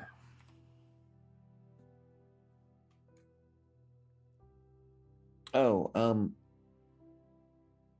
speaking back of the Blight Shore, of those cities and area you said New Haxton was pretty neutral. Are there any of them there that have influence of other powers? Oh, yes, absolutely. Mind letting us know which ones? Because, this one called Gorvelis sounds like it might be Jorhasian. Oh, Gorvalis. Ooh, that's a newer one. I have no personal experience with it or anybody from there, but a rumor off a ship is it's a city full of sentient undead. You should have a blast there. Pat you on the shoulder, I'm Bernie. sorry, what? Sounds like something that shouldn't exist, really. Sounds like a fable to me, I will- honestly. A fairy tale, you know? Well, I now know that's going to be one of the stops. What of this Incanter's Rest? Like Queen straight up murks services representatives in a diplomatic meeting. It didn't go well. What was your question there? What of this Incanter's Rest? Cantor's Rest, I've never heard of it. It looks to be here, and she'll pull out the map of one of the areas listed. Between New Haxton and Gorvelis.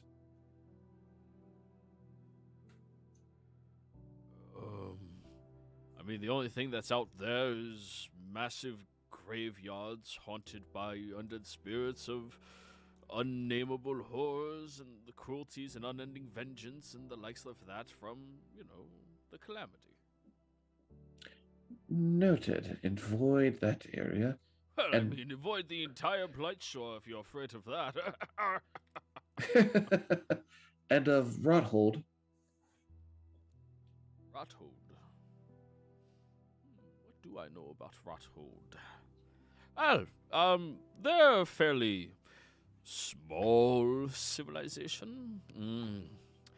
No real governing body, but there's guild leaders who are kind of the rulers of the territory out there. They're fairly neutral as well. Individuals that are wandered from the Empire find their home there, as well as individuals wanted by the Kryn dynasty. Or other major bodies as well. A lot of criminal likes. You'll have fun. Pat you on the shoulder again, Bernie. Right.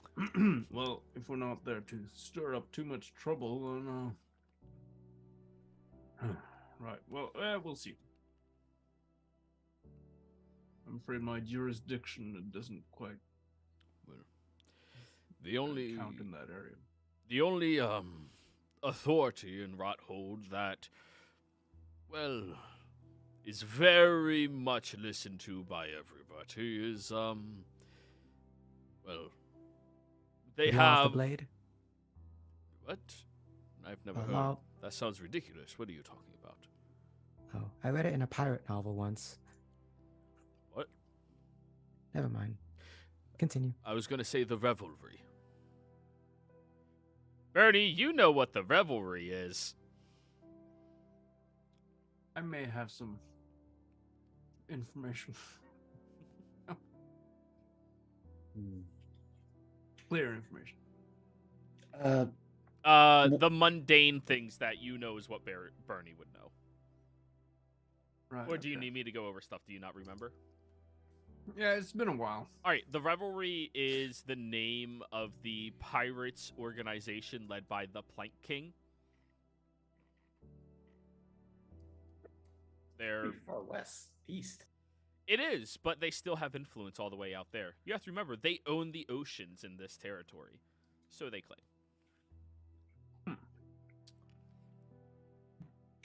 I didn't necessarily think they'd be that far out, but Well, I mean, they have networks and spies and monitors. Every port city on this entire coast. right. Well, if any of you have, well, I know I still have my coin that we got, you know, before we first met. No.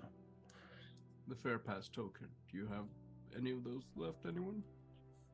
I don't. I got mine taken, remember? Oh, right, yeah. Most unfortunate. Yeah, paranoia back then of sneaking into somewhere we shouldn't have necessarily snuck into, but only choice due to political climate. Anything else we should know of, like, of the Blight Shore, such as the strait that seems to lead close to the Ebonglass? Anything, rumors that say anything in that side?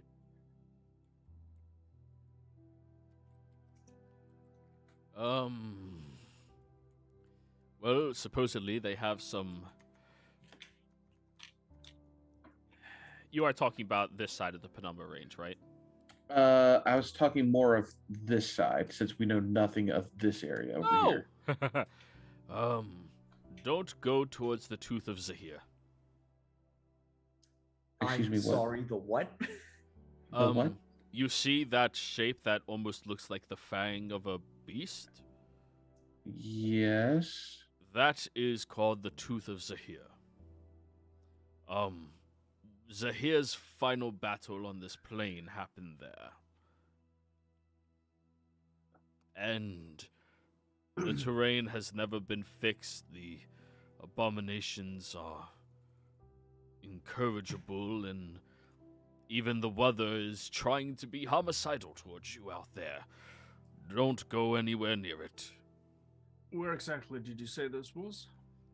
You see that shape there? Oh, right. The island there. I'll add it to this map. Bing.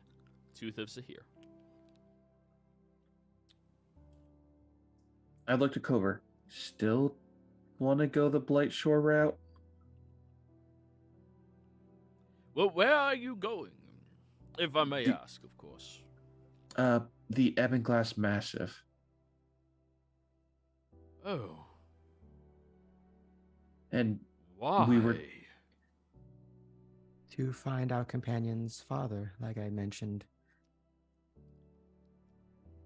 He's in the Ebonglass Massif? I'm sorry, but that is... last known place he went. Right. That's the phrasing you're going with. Okay.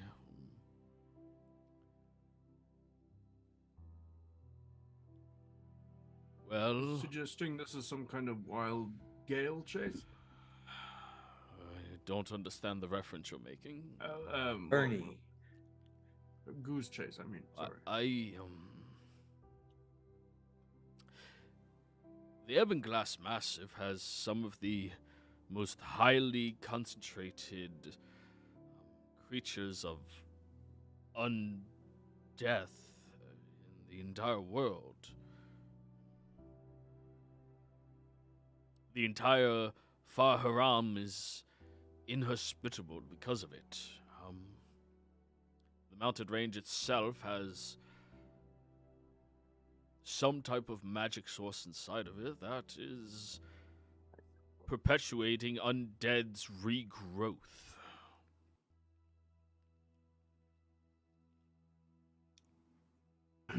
Right. Well, I he reaches across the table towards you, Clover, and like puts his hand on top of yours. I truly hope your father is not there. She's just gonna stare blankly. He's there.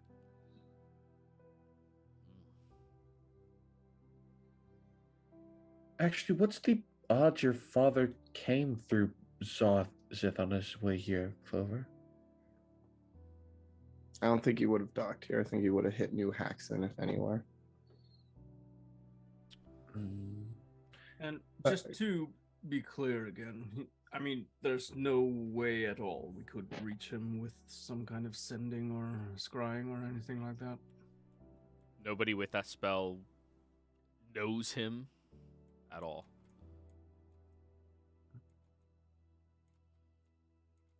I don't know of them, so I couldn't do that. I mean, if there was a piece of clothing that belonged to him, it would give a better chance. Or the last thing you turned into the school. She's gonna pull out her coin. That's the last object of his that he turned into the school. Yep. Would I have a shot at using that to scry? No, you would not. Because it's in Clover's possession too long, hasn't it been? It's Clover's.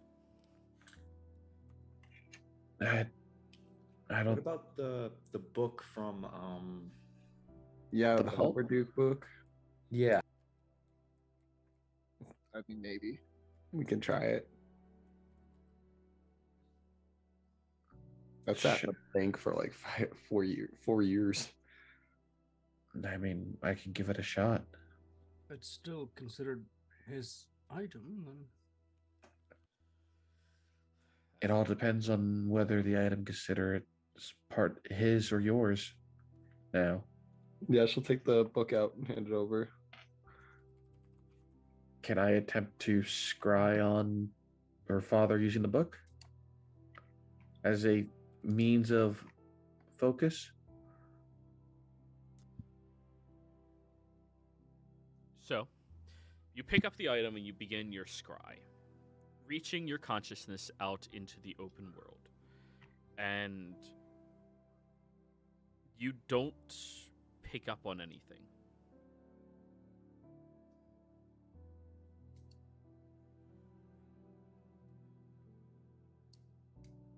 I'm not seeing anything. Either the spell failed to connect or somewhere else. Well, if this place is surrounded by an intense necrotic field, it's possible the spell might, and if he's there, it's possible the spell might not be able to penetrate it. Same Right. way with the eyes of the lake. Right. It could also be that, well, the reason he went up there was because of, well, he was looking for other singularities, right? Maybe. If they have some sort of, well, interference with that kind of magic, then I suppose it might be that as well. I actually don't know. None of us have tried to scry on someone we know who has one.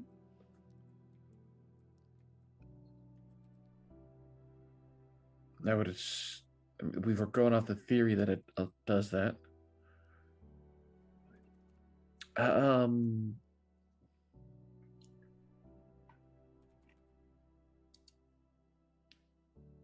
mean, I could attempt to ask Mama Vusi if she can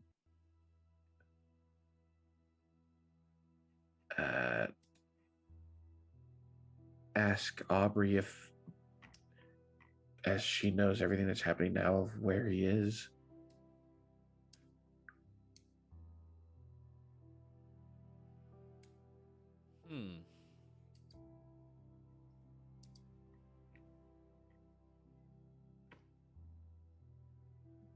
Anybody?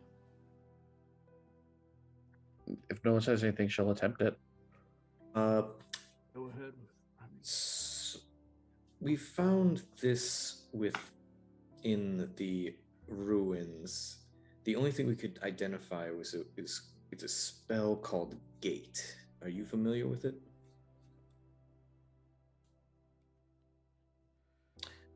Actually, no. I talked to freaking Thunderbrand.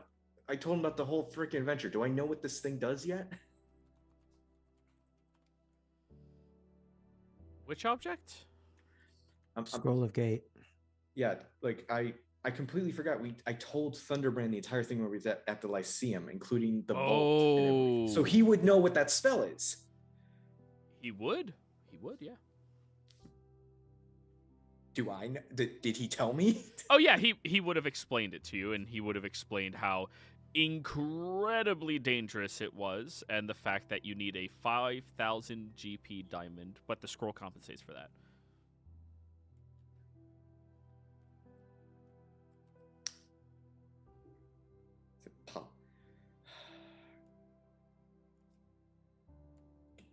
Actually, that's a good question. Can we even use this right now? No, the scroll compensates for the cost. Yeah. I don't have a spell slot of 9th level. Well, No, no, but it's a scroll. The scroll does everything for you. You would just have to make an ability check high enough to actually use the scroll, since you don't have a spell slot high enough. On a failure, you still waste the scroll. Gotcha. It would be a risk, but you can absolutely try to use it. Well, the professor told me what this scroll does. It can open a portal to bring someone or to go to someone across planes or even anywhere in existence, as long as you know their name. It's a risk, though. It's a powerful spell that I will not be able to duplicate if we fail. But if it works, potentially we could bring him here. Well, I mean, it seems like everything we do to try to find him is going to be dangerous. So It honestly doesn't seem to matter too much. Natalie.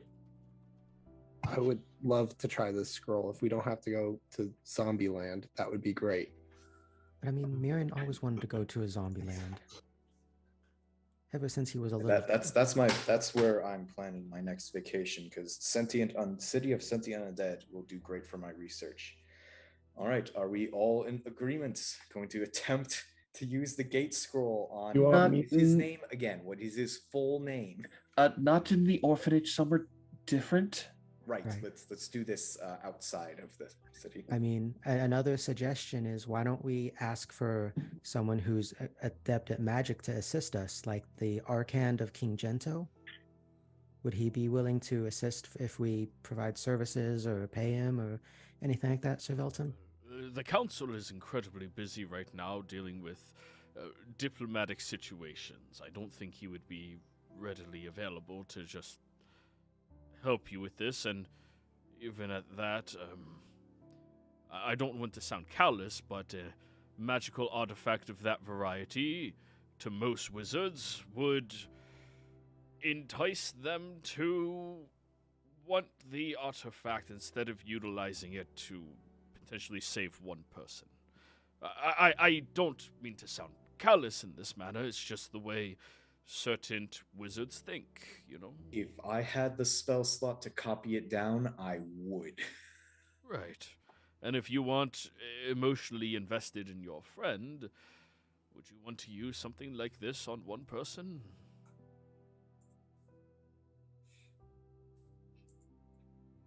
If a stranger asked you to do this?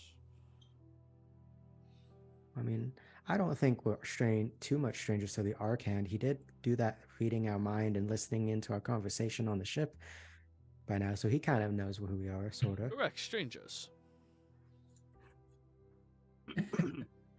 If it was to reunite a family, I would try. And how many wizards would not? A lot. Precisely. I know I'd attempt as well. But is there a safe place either in town or outside of town that we could attempt this in case something does go wrong? What? What was that, Clover? What? You muttered something. No. Sorry, I was turning on my mic. Oh, okay. Well, interesting question. A safe place to do this. Honestly, I would be more comfortable doing this near the beach in case anything went wrong. Then the beach it is. So, how does this spell work? It creates a portal in a space about 5 to 20 feet in diameter. And when I cast the spell, I speak a specific creature's name. Cannot be a title or nickname. It has to be their name. And if they're on the same place of existence, they will immediately come here. And if they're on a different one?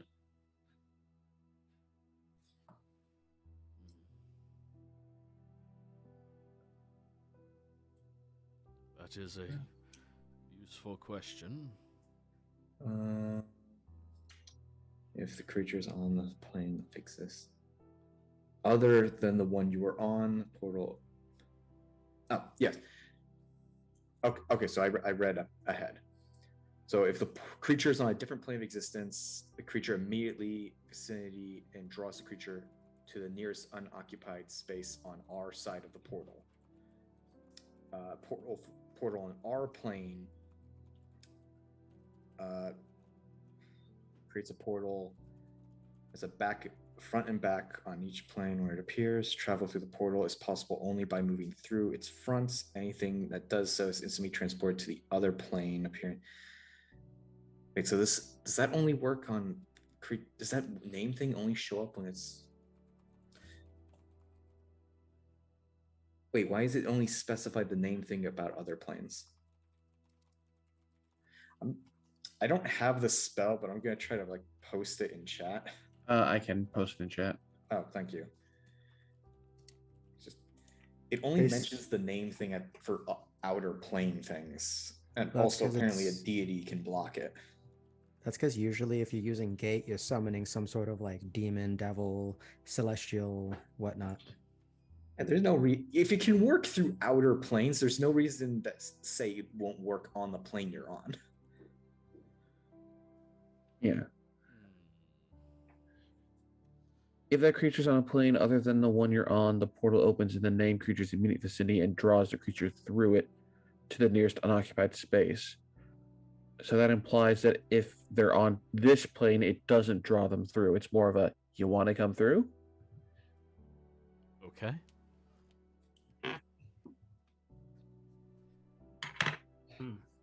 And this is going to be, I'm going to assume, an intelligence check.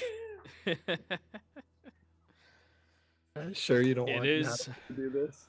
Natalie, is that a spell? Wait, no, this is a wizard scroll. You can't use it. Yep. Never mind. I'm the only person who can cast it. Unless I mean, somebody what- multi-class 1-level wizard. I mean, you wizards, you're usually quite industrious, right? Maybe you could find a way to, like, I don't know, change it slightly so that you could teleport us to him instead.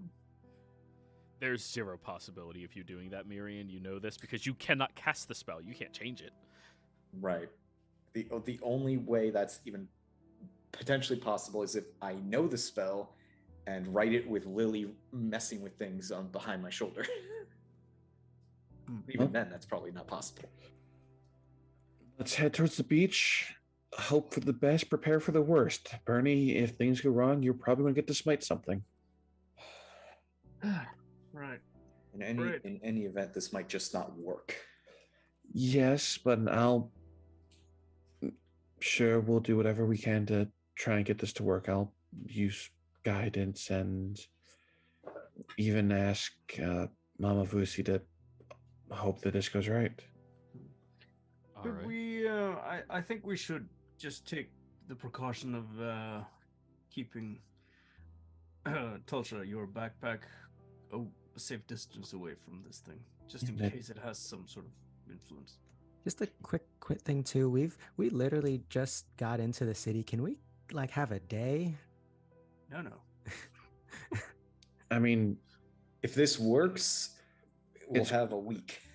if this works, we're having a month. Because I'm sure Clover would want to spend that time getting to speak with her father for that long. Being with him again. I mean, I understand that, but I mean, And like, if it fails, we Are do. looking for a boat, and we'll have to wait. Also, Yes. I want to achieve something this session. yeah, that's fair. What? That's fair. That would okay. be wonderful. Okay, yeah, no, sure. That's all right. What is a session? I mean, Bernie, is this a new measurement of time? Yeah. It's just what you call between sleeps. All right. Go to the beach. So, you all wander out over to the beach. You find a nice, quaint little area in order to begin casting with the spell. Natalie, I need his full and proper name, please. It's Nathan William Gale. Nathan William Gale. You want to ask Mama Vusi to watch over this to make sure it goes right to reunite a family and use divine intervention to help the spell works correctly? So you're using your divine intervention to help him? Yes. Didn't you just use divine intervention within the last 7 days? It didn't work. Yeah, if it doesn't work, she gets it on long rest. Yep. Okay. All It's right, one of the well, weird ones. roll me a D100. Oh. So close. Oh. 24. So close. Your Use god- negative guidance. Your goddess does not seem to be available to assist in this manner. Understood. In that case, I'll use guidance on Miriam so he gets D4. Unfortunately, does that work for Yeah, it this? does. This is an ability check. Oh, thank God. Okay, So, then. if there's anything else y'all want to do, All right, what boosts intelligence? I mean, Affects Lily just the- flashed her genius on you, just being like, Marion, don't fuck up. Lily, not enhance flashing your ability. brother. God, how long have we been playing this game? Hey, Lily will flash whoever she wants to flash. Lily, do you have enhanced ability? Oh, actually, she does. What's it? The Yeah, she'll do the fox's Fox's cunning. intelligence. Cunning. Alrighty. Okay. All right, so we have a D4, a +5, and advantage. Alrighty. Is there anything else anyone can do? No Bard in this party. Damn it. we have a reroll though. I was gonna say if Natalie could do it, it would be like no problem. Yeah. We got a reroller. That's it. You have I'll cast- one reaction reroll. One. I'll cast Bless on you just for good measure. Yeah. In case there's a save of some kind anyway. It's Okay. Miriam. Yep. Intelligence. Please, with advantage. Plus a. Well, it does. Plus it your doesn't 5. matter because I got 13, so I stop. Oh no. Reroll. Yes! Yes. That is the only thing that counters that. Yes, okay. You get one more roll, Miriam. Okay. Clover, you look over at him as you see him beginning to lift his digits to start counting obsessively again. No, fuck that. 14. I'm gonna change that roll to a 22. You have Paunt? It's her worshiper ability. I'm just gonna roll the D4 now. 1. No, we got a 23. Plus the 5. Automatic success. 28. Miriam, as you are sitting there, reading through the scroll carefully this entire time they've been talking, you've been trying to figure out the mechanisms in your own mind, the way that you would be able to pull this off and bring this all to light simultaneously, the way that you can reach into the weave itself, filter through it, and imagine a creature, a being of any variety, and summoning it forth into you, and you start to focus in on that. And you're now connecting much further into the realms of possibility. As you filter your mind outwards, reciting the incantation, everyone listens intently. As about halfway through you casting this on the center of the beach, everyone notices this large swirl of energy beginning to appear, separating and concaving into the sand itself. This flashing of bright light sparking into existence as he is reading through this note. And all of you are beginning to see flashes and glimmers from the other side of whatever this gate is that is trying to connect to. As the incantation comes to an end, there's a moment where the flashing of light stops. And then, from a small enchanted circle, this massive doorway grows into existence. The door opens up, and there is a blinding light on the other side, followed by a very dark scene.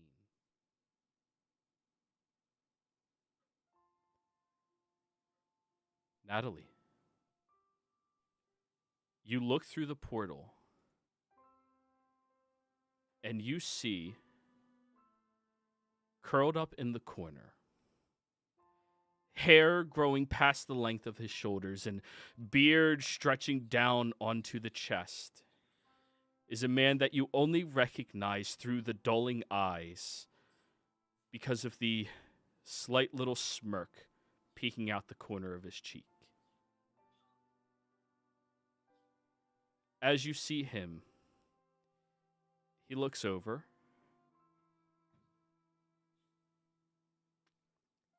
And he gives the smallest little smile.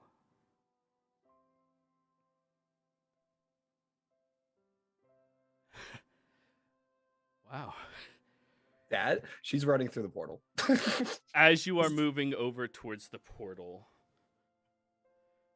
he begins trying to stand as best as he can. And you see the very frail, thin way that he is kept right now. His skin sitting taut on top of the very limited muscles he has remaining. And then you notice the chains around his wrists, ankles, and neck. As you were moving towards the portal. Natalie. She's running as fast as she can to get through this portal to get to him. As you get up to the surface of the portal, you aren't able to push through onto the other side.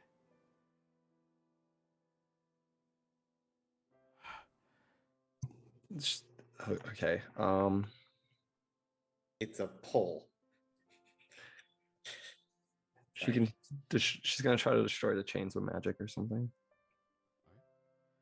You begin casting your spells, but nothing seems to be passing through the portal itself, and he just leans back against the wall.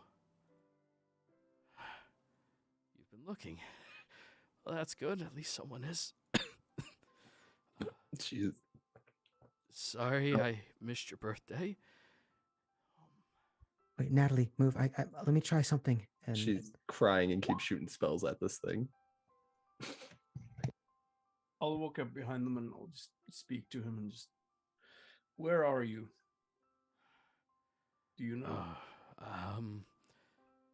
I investigated a necromantic portal. And you all watch as the gate's doors are slowly starting to creep close right now. As you attempt to 30 cast seconds. that, he's a little too far away. He's not within 90 feet of you. He's thousands of miles away from you, potentially, Lily. It doesn't reach him. I thought the portal would kind of like shorten that kind of. No, unfortunately, your portal is only second level. This is, yeah, they don't overlap. But anyways, I was investigating a magical portal, a magical necromantic thing, and I was barricaded. I was trapped. I couldn't get past any of them.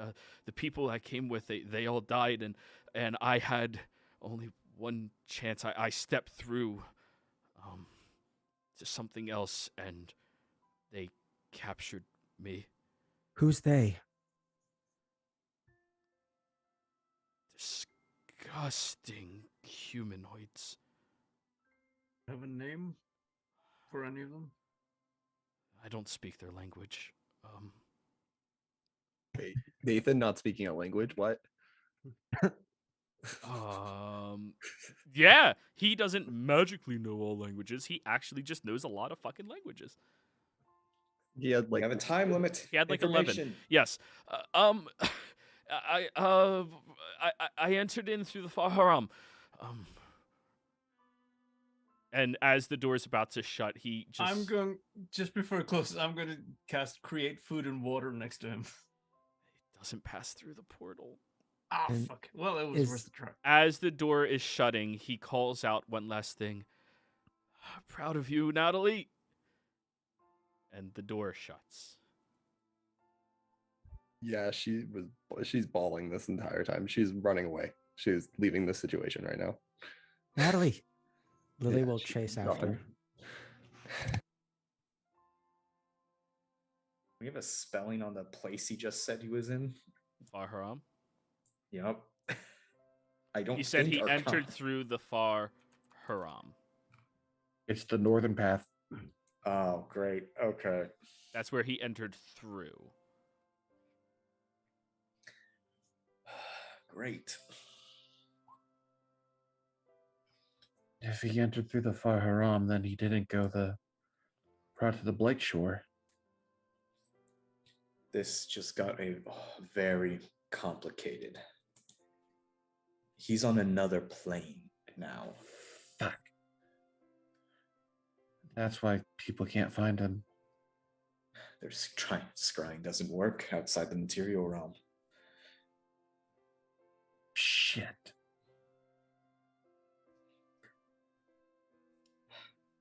Does the paper communication, does that go through planes? It's based off message. It can't go beyond the mortal plane. Yeah. You would need sending and has a percentile chance. Sending can, but it's percentage based. But you can't send items with sending. You can only send messages. Necromantic energy, a portal. Would this be history or arcana to like try to pinpoint where he ended up? I know it's a long shot at best. If even possible.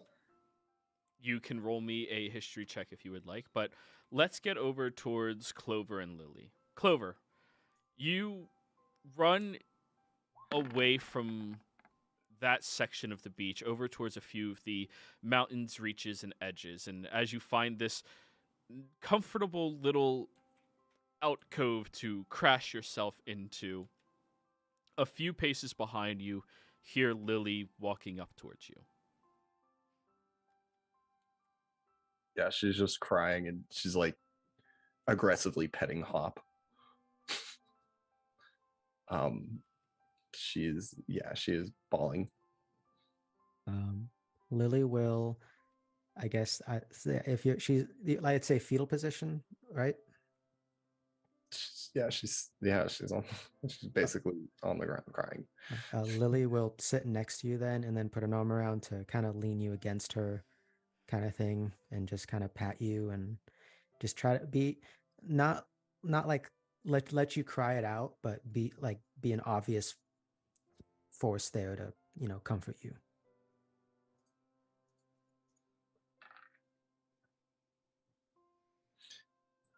Until you're ready to speak, anyways. So, a few minutes of this go by, and Hop is letting you aggressively pet her, or them, sorry.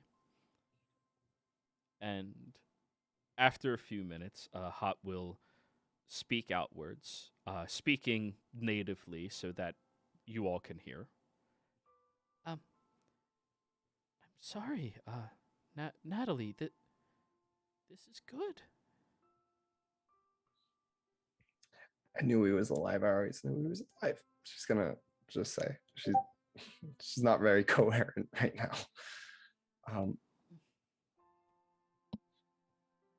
Listen, now we have our next step, and we're gonna find him. All right? We're gonna find him. Yeah, we're gonna find him. Yeah. She looks over at Ekra and says, "Do you know anything about this place?" Roll me persuasion, Clover. And here's for the first roll of the session. Okay. Hey, you have all your rerolls. Yeah. Yeah, all You're in 30 session of them are advantage. I'll use session advantage. Yeah. I was gonna say, could Lily assist by both Nat glaring 20. and then also? I was gonna say, We're also fine. Flash. We're fine. 29. And a 22. Yeah.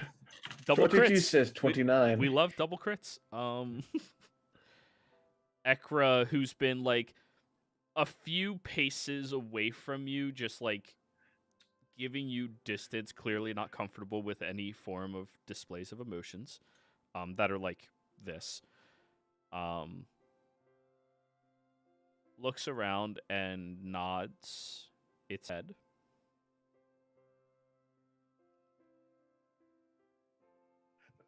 Where is it? Who took him? I have no idea who, but well.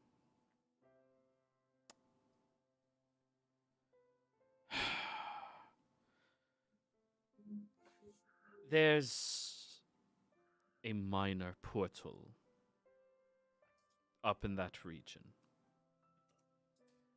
Leads over to one of the more remote, dark places in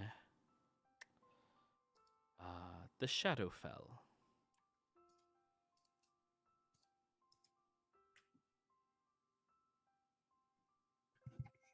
I don't think Natalie or anyone here know what the Shadowfell is, I'm guessing. I might, but I'm not Are there. you proficient in religion, either of you? She is. Then you would know the Shadowfell is the realm that supposedly the Queen of Ravens is in control over, but that's about it.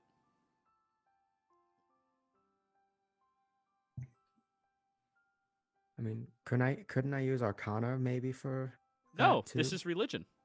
Oh, To know things about gods, it would be a religion check. I wasn't talking about gods, just basically magical places. But This place is significant because of gods. Divine territory. Yeah. yeah. Arcana has its place for the other planes, like the elemental planes and stuff. So,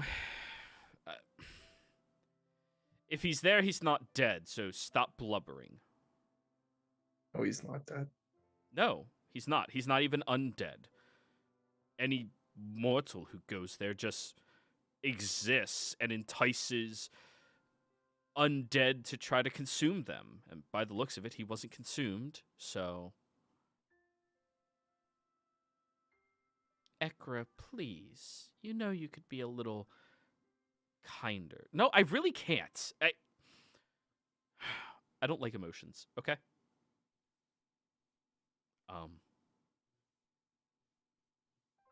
Yeah, your dad's fine and he's there. And we're gonna find him, and we're gonna rescue him. All right.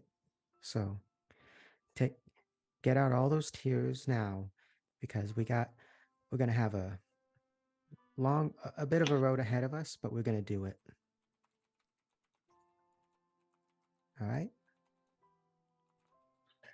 She just nods. Yeah, she's not like in the best state of mind to speak. All right. And if anything, now that we know where at least where the plane he's at, we can do our research. We can properly prepare, and well, I mean, you've done plenty of heists before. This is just a different one, where we're stealing is a person from some bad, abominable people, or whatever, however he described him as. You're a master at these heists.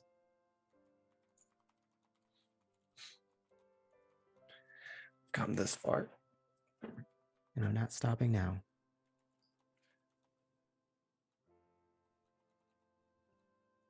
And we're going to be with you the whole way, all right? She's just gonna nod again. She's now thinking, but yeah, she's just gonna nod. Take as long as you need, all right? And Lily will just then remain quiet, but then, continue to lean you against her. So, back to everybody else. Still out there on the beach, a little ways away. Sir Velton looks at all of you. I have a favor.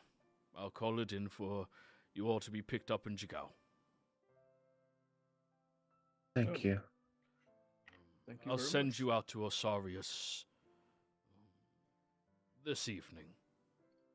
Asarius, where's that? It's in the middle of the continent. I assume you'll be able to hoof it the rest of the way to Jigao. Right. I don't have that place on my map, actually. That is because we are not supposed to reveal it to outsiders of Xhorhas. Ah, that makes sense. But given the situation, and I'm an old man anyways, the worst they can do is execute me. We'll send you out there hastily, and then you have to journey to Jigao yourself, but I'll make sure a ship will take you out there to Faharam. Thank you. Right. Thank you very much. And if there is anything we can do for you while we're out there, it's just let us know. Do not meddle in Kryn affairs. Noted. Focus on our own goal. Keep blinders on for the rest. I'm not exaggerating when I said that my life could be taken for this. Oh, I hope not. We might have to come up with some kind of explanation I in case we need it then. I'll send a message to my grandmother, see if she has any advice. She used to live in the dynasty and served in their military for a while.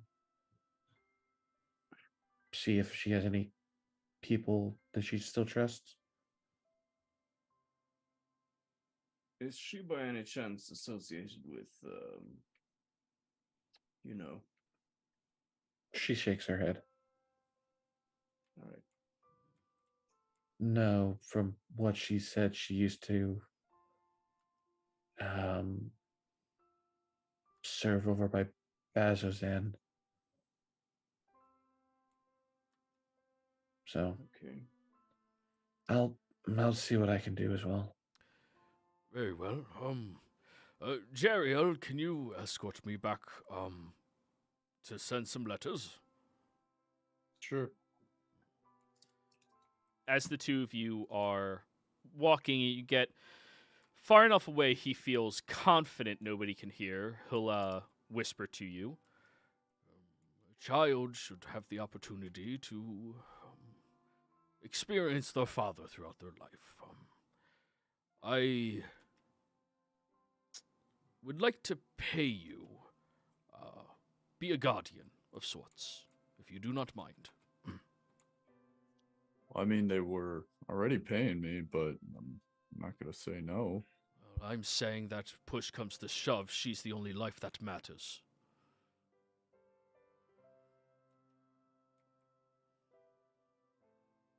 All right.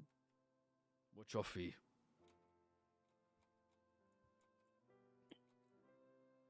Well, I mean, the way I've usually done it is getting paid up front, but with my recent transgression and exile from the guild, I'd say it'd be fair to pay upon completion.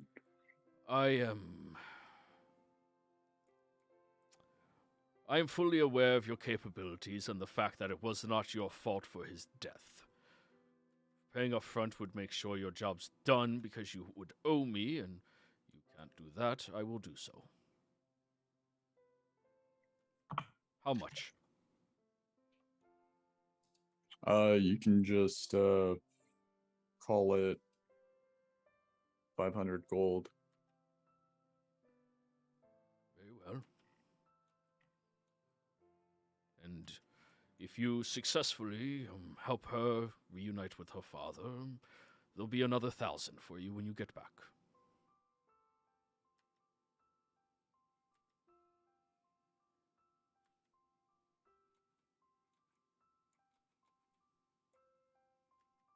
So he walks away at that point, Jeriel, to go send out a couple of letters, and back on the shoreline. I'll head over towards Natalie at this point. They're far away. Yeah. Well, You'll have to heading- roll a survival check to find them. Okay.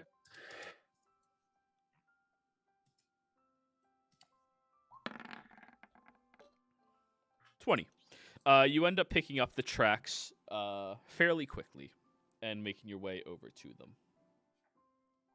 Yeah, Hey. I'm following after anyway. Do I see like an insect or like a little like a butterfly or something nearby? You're on the beach, so you would probably see some like tiny crabs. Yeah, she's gonna Kill it and eat it. flush the stone it. Yo, what? What? She's gonna Oh my god. subtle spell, distance spell, whatever it takes. Just turn one to stone. Holy fuck. Crab is now stone. It's a rock crab. Hold on, he gets to make a Constitution save. Yeah, it's gonna slowly Yeah. start turning to stone. It could succeed. Yeah, with its -1. Okay. Hey, Natalie. She'll head over and put an arm around her. Sir Velton is pulling a favor for us to get a boat to Flaharam as soon as we can from Jigao. We'll get your father back. You have my word on that. Also, And- I don't know if you've seen anything cool recently that might cheer you up, but I just saw in my peripherals like a crab, probably some defensive thing for it, just turn into like a statue. It'll probably turn back in a bit.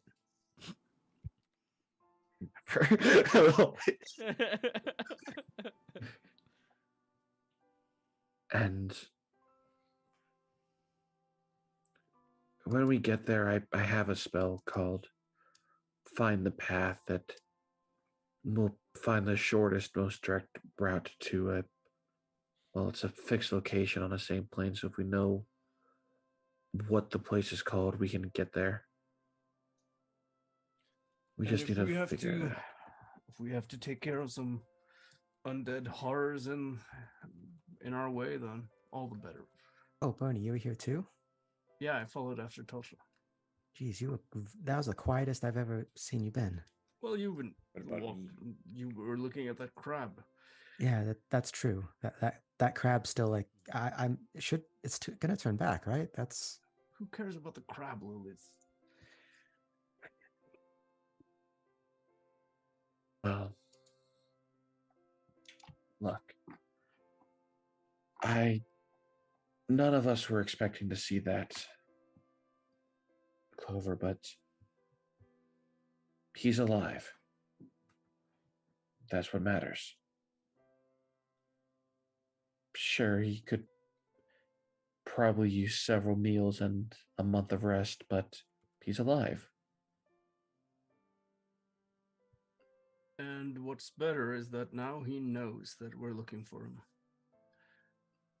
And we know that he's alive, which has, at least for my part, given me a more clear purpose.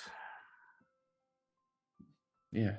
The fact he knows that you're looking for him will get him through any hardships. He doesn't, because now he knows that you're coming for him.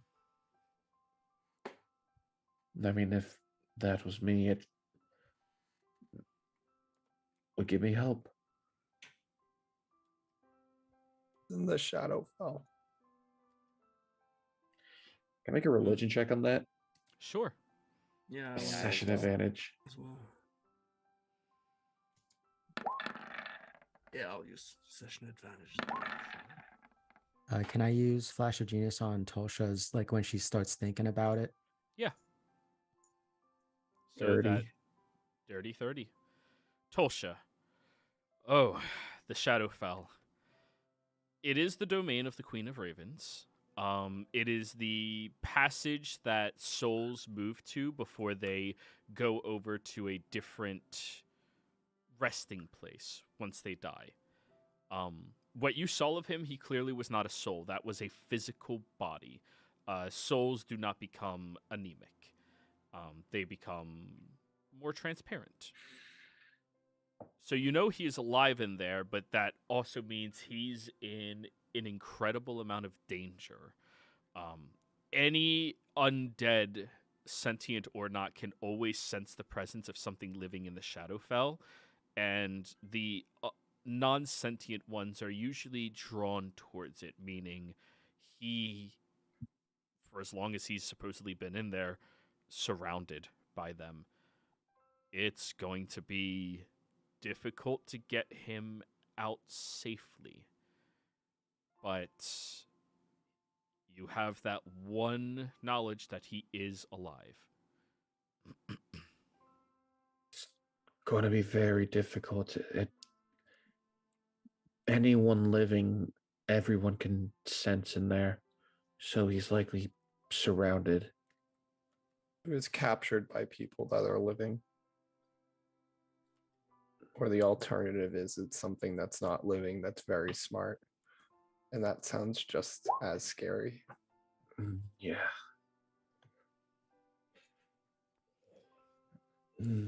Best bet I can think of is if we can find something that would mask that, give us an aura of being undead, would let us move quietly.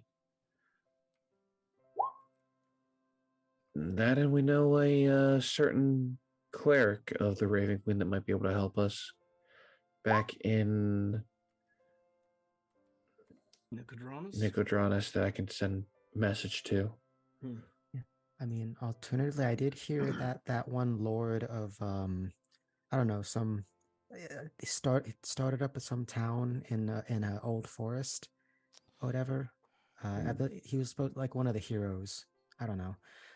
Was supposed to worship the Raven Queen. He might assist. We'll see what we can do. I'll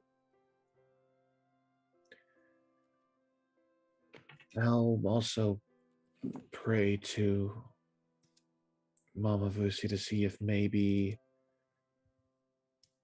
Hemist could assist in some way, as they are the conclusion of life, thus might be able to get us to the edge where we're not detected.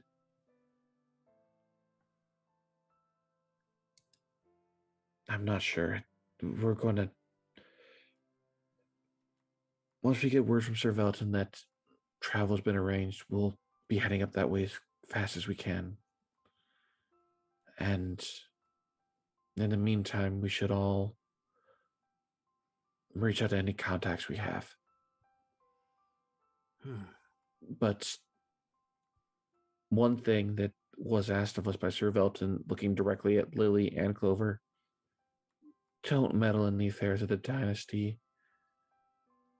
That we're supposed to keep our head down, not interfere, not make waves. That this is a right. Please don't do anything brash or rash, or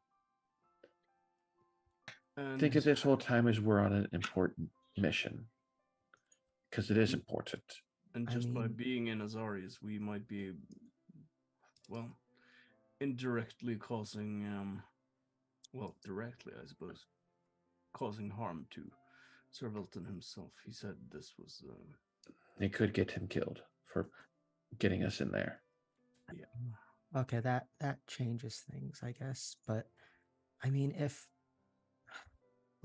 there's something, if I do see something bad happening in front of me, like And you will I don't bite want to your be tongue and move along.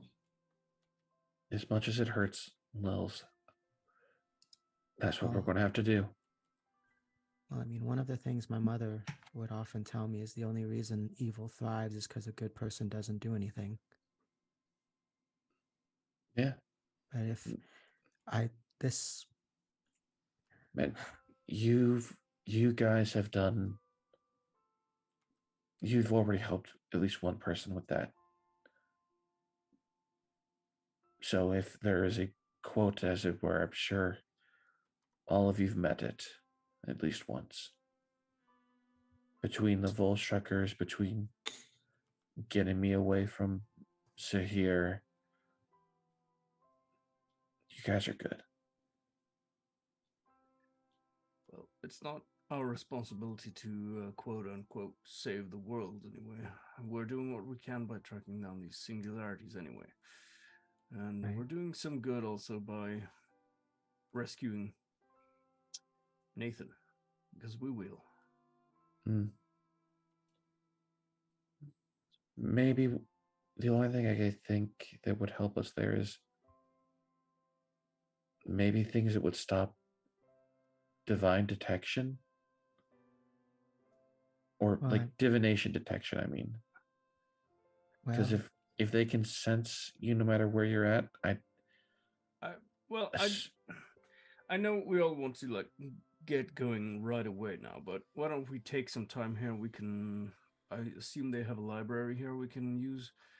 We can read up on the Shadowfell, learn a bit more about what kind of undead might be there. See if we can. Lily, you can probably create something that would be helpful, and I'll ask also the temple well, that's the of the thing. Lawbearer to assist. I know if they can. something I can make. It'll take me a few days to make one for each of us, but it's known as a ring of mind shielding. I could create those for us. I just need time and material.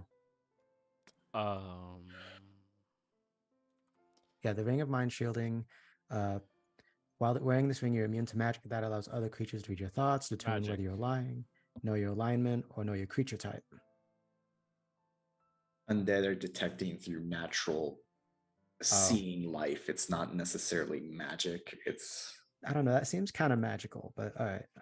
I mean, everything supernatural is perceived as magical, but it is an innate ability, kind of like your ability to breathe fire. It is not a magical effect, it is natural to you. Theirs Okay, is just I more will- supernatural in intuition. You have the right train of thought, but this Okay. is not magical, this is innate. This is like a lull of their universe. Yeah, don't worry. I'll find something that maybe will help with that. Can Absolutely. I do an arcana to like think of ways to hide from undead detection? There's a spell called Hide from Undead. I mean, if anyone was gonna know about it, it'd be me. Go ahead here. and roll. Yeah. I'm gonna use my session advantage. There was one in Pathfinder at least. Reroll it. Wow. Thanks, video game. Reroll it. Thank you. That's 11. Oh no, that's 15.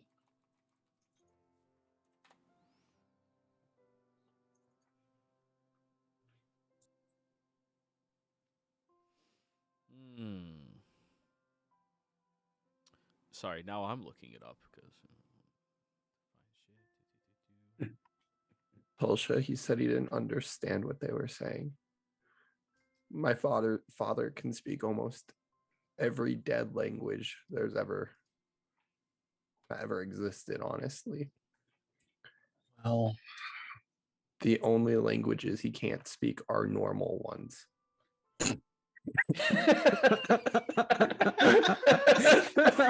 He does not know halfling.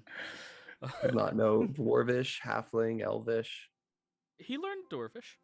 Oh Your- yeah, he did. your He uncle. did. Yeah. Yeah. Yeah, he learned. Yeah, he learned. That was Wow. what I had to actually learn. Well, he said he knows dead languages, but what about undead languages? Yeah, he speaks Hungral. Oh, okay. Well, maybe that's a thing. maybe it's some kind of. Yes. Well, I can have beast speech, common, draconic, elvish. Thieves can't, undercommon, Zemnian, and I can read every language. Well, what I'm getting at is, even if he didn't speak it, he would have been able to identify it in some way by the root. Like if it was Dwarvish, he could have said it was through primordial. Whatever has him is not speaking a language that has a root in anything, meaning it's already a base language, like a baseline language. Oh, I mean, And I could. we're not going there to speak with them anyway, are we? No, but I mean, it might be useful, of course, but what I'm saying is if we don't know what has him, and he doesn't even know what they are, I don't know. I'm just saying maybe we could try to find out information in the library about something along the lines that doesn't follow primordial, Sylvan, Hungrol, Celestial, Infernal, any of the normal languages we know. Right. The only thing I could think of is, well, I don't think you can legend lore a whole realm. Place. I mean, actually, I could attempt to legend lore. I could attempt to legend lore it and figure out what language it is. There's a chance it will give me that info.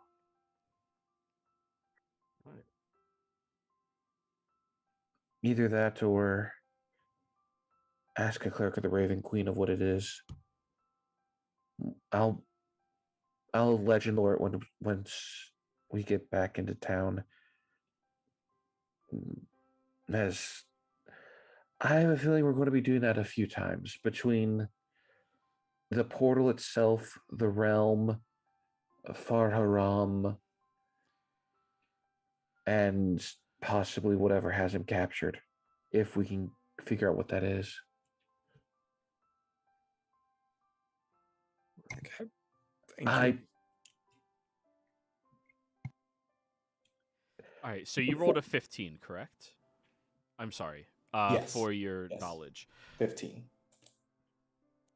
As far as spells to shield you against divination, those exist, but by the sounds of it, this is a law of their own universe, meaning your spell would not count to help you in this regard because your magic is not more powerful than the law of the universe.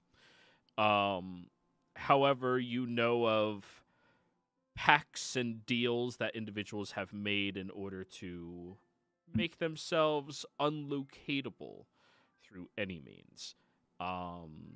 There's potential in that, but you would have to find a creature native to that realm to do that for you. Great. Aside from that, you're going to be a beacon. Now that I know Nathan's full name and what he looks like, can I attempt ascending to him to ask him to describe the captors of what they look like? Sure. Now you can try.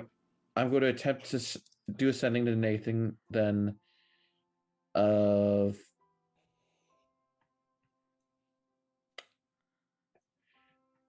you saw me with Natalie through the gate. What do your captors look like so we can help when we get there? Research wise, we need info. And yeah, she'll attempt to hope it gets through. There's only a 5% chance it doesn't arrive. So are we a beacon in the sense we're a giant light to all undead, or can we just all stand on my skeleton's shoulders and be fine? Your beacon as there's something that's living and they're just unconsciously drawn towards you. Gotcha. Or the conscious ones aren't just unconsciously drawn towards you. They're just aware.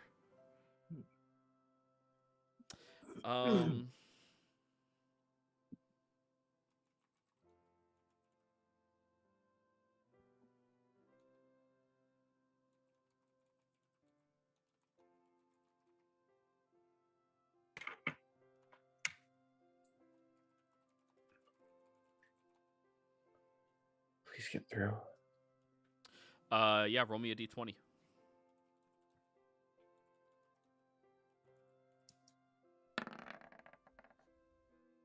That's not a 1.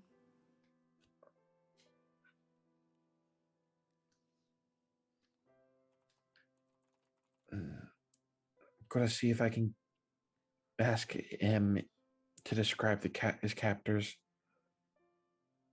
Then we can reference material. It's easier now that I have a image of what he looks like in my mind and his name. Other than, well, just Natalie's father. Well, if you have extra words too, maybe ask if he knows his location generally, at least. At this point, start typing it out so we know what you have. 25 Hmm. words or less. Hey, Lily, could by any chance, could you build us a few sun blades in the next like 3 days? Not sun blades, but I can build a mace that is pretty good at destroying undead.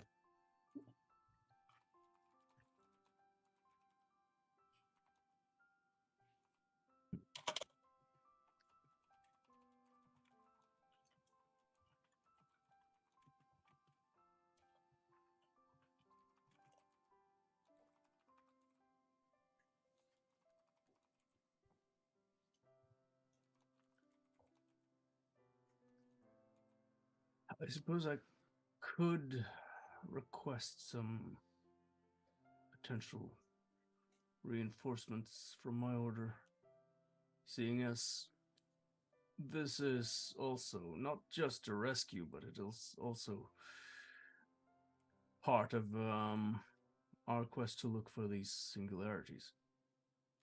And that is something that Tal'Dorei has an interest in. How many mean, I- gallons of holy water can you get us? As many as you need. I mean, Bernie's actually not wrong because Natalie's dad Nathan was looking for these singularities. He might know more. Exactly, that's why I'm saying it. Yeah. I want to spend time as well trying to figure out what the one we have can do. If that might be able to help us. Then it's a prism, so one of my first thoughts is maybe looking through it in a certain way. We can experiment on the road. Yeah. By the way, Carefully. I'll make sure I make us a couple baseball bats that are really good against undead. What is baseball? It's one of those. It's where you throw the base at the dog, and he runs around and brings it back to you. Yeah, but there's you have to hit it with this metallic, kind of like a mace sort of thing. It's called the bat. Weird. It is weird, but it's fun.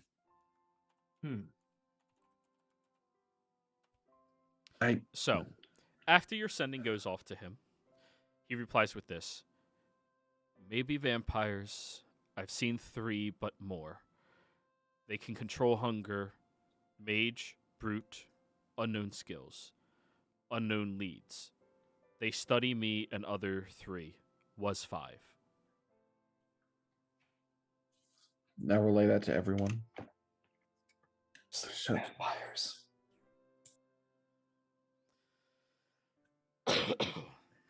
We roll might. a religion check on vampire. Sure. Do I even have to? Yes, you do. I mean, didn't we? A quick question: didn't we already do this when we found out about the cocaine? You guys learned a little bit about them. Okay. So this is the second time you've ever heard of vampires, Bernie. Other than stories, they're not believed to be real here. Marion, you've conducted a couple of research opportunities on sentient undead, and it would appear that undead creatures that need to feast on individuals in order to keep themselves sustained have been seen on this realm, but very few times. By the looks of it, they are not native to your realm. And you're aware that they have incredible strengths and very few weaknesses depending on how old they are. You're aware one of the weaknesses that they usually share is daylight sensitivity. Another one would be being inside of free running water, meaning like a body of water that is flowing, is incredibly dangerous to them. And killing them is not as simple as ripping their head off. You have to kill them in their resting place to kill them permanently. Or else you're just making them have to rest before waking up again.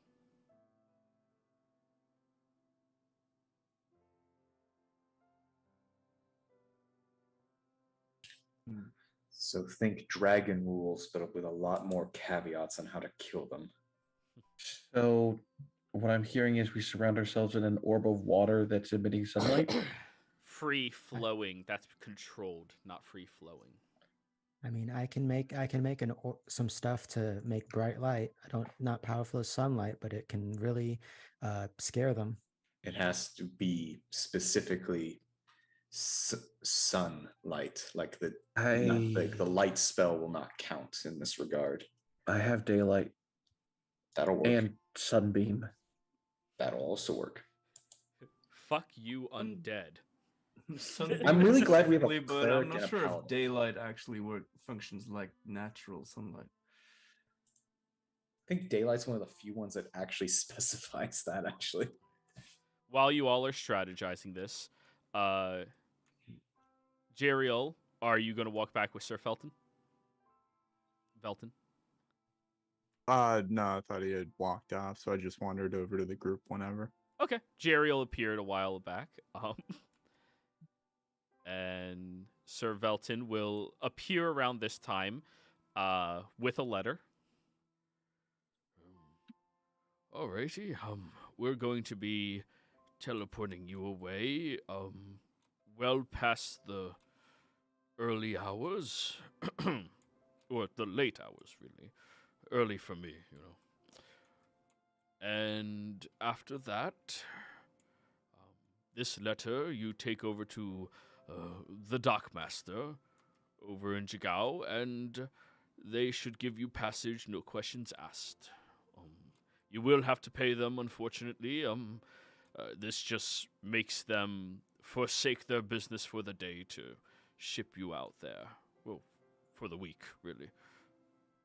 Understood. Do we head the way by Urzin or the Emerald Loop? Which one is safer and gets you in less trouble? The Emerald Loop is commonly patrolled by the Kryn, so maybe a little dangerous. So go the route to over by Urzin, then. Understood. Well, unless you can get through the patrols without drawing suspicion. I mean, none of you look uncharacteristically, here. Then he looks at Natalie. The human. Right. Yes. Maybe we could Right. like paint her green or something. No, it'd be easier to, in this case, give her the ears of a half-elf. Well, she already has those crazy eyes, so I mean, Hey, that's judging someone by the look of their eyes, Bernie. Wow. yeah. I mean, You Wait, guys does she- know I'm an illusionist, right? right, well, I was that's- about to say, couldn't you just make yourself look like... I thought you were a Maybe- cleric. I am a cleric who's good at doing illusion spells. Right, well, I don't think either route really is shorter or longer than the other in this case. So let's just go along the safer, less patrolled route. Just Yes. Yeah. And young lady, I wish you the best when it comes to finding your family. Thank you for all your help, Sir Belton. Yes. Do not mention it. Seriously, don't mention this part to anybody, please. Understood. I don't know which part you're mentioning, but if you were to help us in any way, shape, or form, if it would have been greatly appreciated because you would have done so much for us. Yes, not a Well, do you want others and all that? I must get back to my children and hug them. Goodbye. Right. Bye. Just one thing before you go. That head we brought back. What's his name? Braun. Braun? Is that Yeah, it? yeah, Braun. Yeah. Yeah. He's still being taken. I mean, somewhere in the city, right? Or Yes, he- he's being I don't want to say interrogated, but interviewed about things about ancient Draconia by Right. other council members. Right. Well, I was just thinking. This is sort of a shot in the dark here, I suppose. But if he might know about something in Draconia that is exceptionally useful towards undead, that would be very helpful. I'll see if I can't ask him a question or two, but well, I'll see. I'll ask. All right. Thank you. Yes. Thank you. Remember, wee hours of the morning. Of course. Just that was stay at where- my estate, and you'll be able to get teleported sneaky like. Wear dark clothing, please. Yes. And he walks away and heads back into the city. Yeah, let's go buy ourselves some dark clothing then. You look at your party members in dark clothing. Hey, my other robes are red and black. All right, so who here does not have dark clothing? Bernie? I Uh, don't. Technically, Lily doesn't. If that's yeah. Oh, okay, so two of you need to buy cloaks. Okay, cloaks. 2 gold apiece. Oh. Fair enough. I mean, Lily's got her mother's cloak, but that's it. You know. That's not dark. I'm not sure if that cloak of billowing with the color on it is. No, it's way more ostentatious than it is dark. Yeah, that's what I was thinking. All right. 2 gold cloak. Alrighty. Oh, Anything else you all wish to try to acquire before he teleports you away tonight? You only have a few hours. I'm going to attempt to attune to either the walking cane and the staff if either of them work. I'll go and see if I can buy some incense for Tulsa. Investigation, Bernie. All right. You can, in fact, 25 nice. and 22. You can, in fact, not attune to the cane, Tosha. However, you do feel, as you are trying to concentrate and contemplate on it, this subtle connection between you and that little tiny bird. Hmm? The hummingbird looks over at you, and you can feel it's been watching all of this and trying to be observant for some reason. The bird has a level of intelligence behind its eyes that definitely suggests it's past that of a mere mundane intelligence. Okay. Then you see, when it tilts its head to the one side, the dipped downwards eye glows a faint green.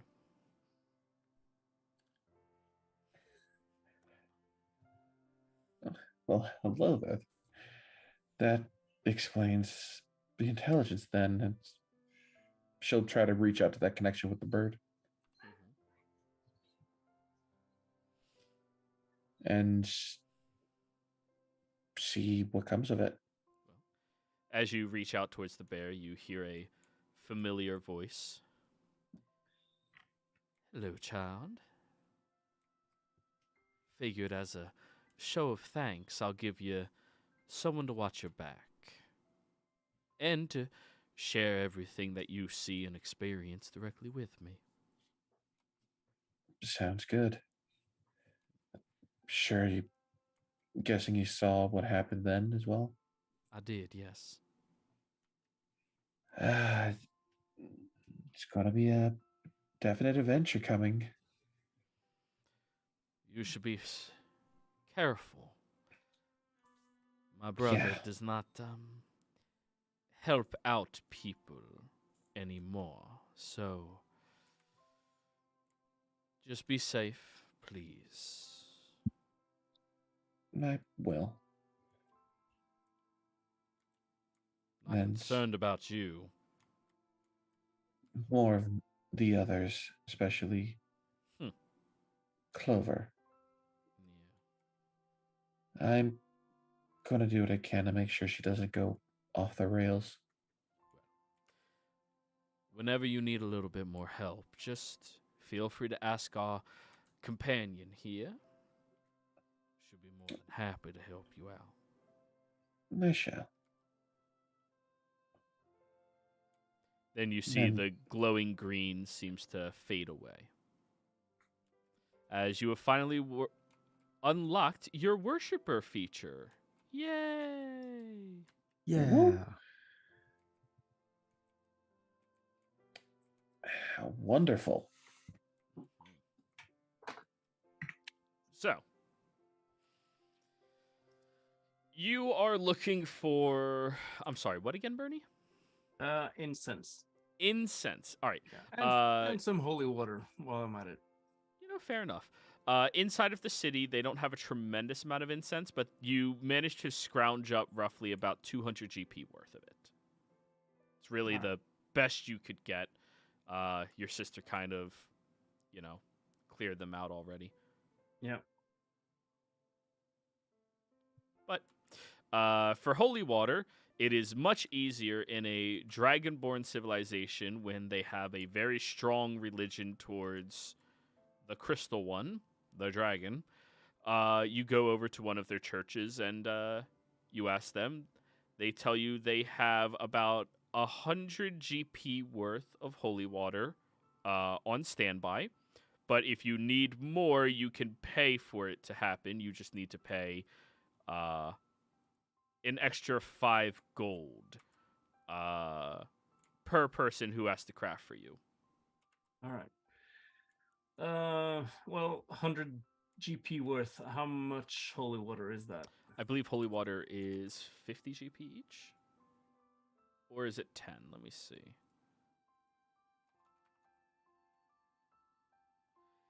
Holy water. As an extra special.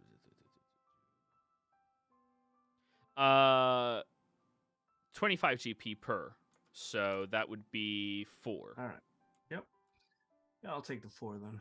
And yeah, I suppose that's. You don't want to commission any of their clerics or paladins to make more?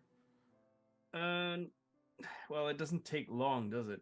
It takes 1 hour to make one, and it takes 25 GP worth of Powdered silver. powdered silver. Thank you. All right. Which, if you want, you can also try to purchase some powder silver and just make it along your way. Or you could ask Miriam to just powder whatever silver you have. True, true. Well, I can probably pay them to have, for the powdered silver, right? Yeah, you bring them the components, and then it's plus 5 GP per person that needs the craft. All right. So, yeah. So 30 per holy water, basically, then. Yes. So, let's see. And they have 4 clerics available, and you have roughly 4 hours. All right. So you can get a maximum of 12 more vials. Yeah, fuck it. Yeah, we'll do 12 vials then, more. All right. So that'll be 12 times 30. Yeah, that's 360 gold. yeah. All right. Yeah. I'll pay that in platinum. Already. They would be very appreciative.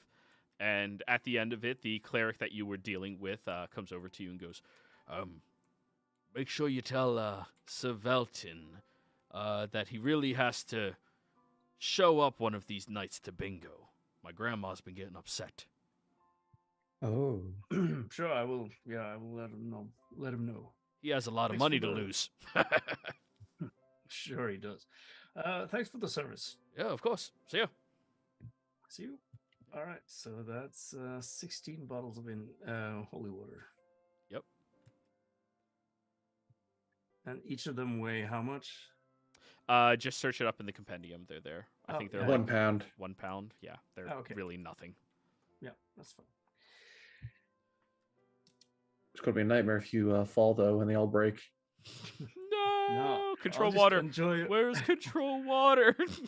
enjoy a real holy bath. Aww. All right. Anything else anybody wants to try to get within the 4 hours remaining in city before you're out of here?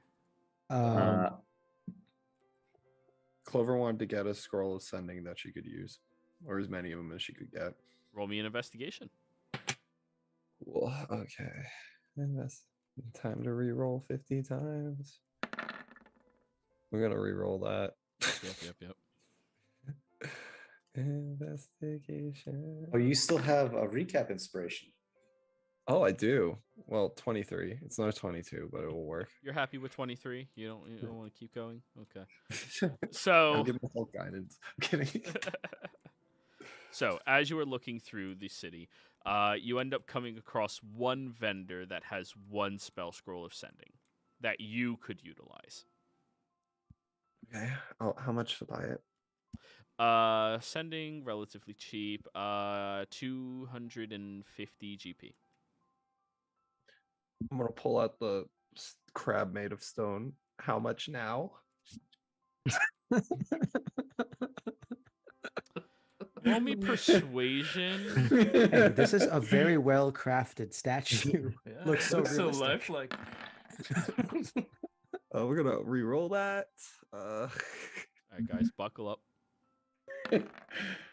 There we go. 27. Alrighty. I guess.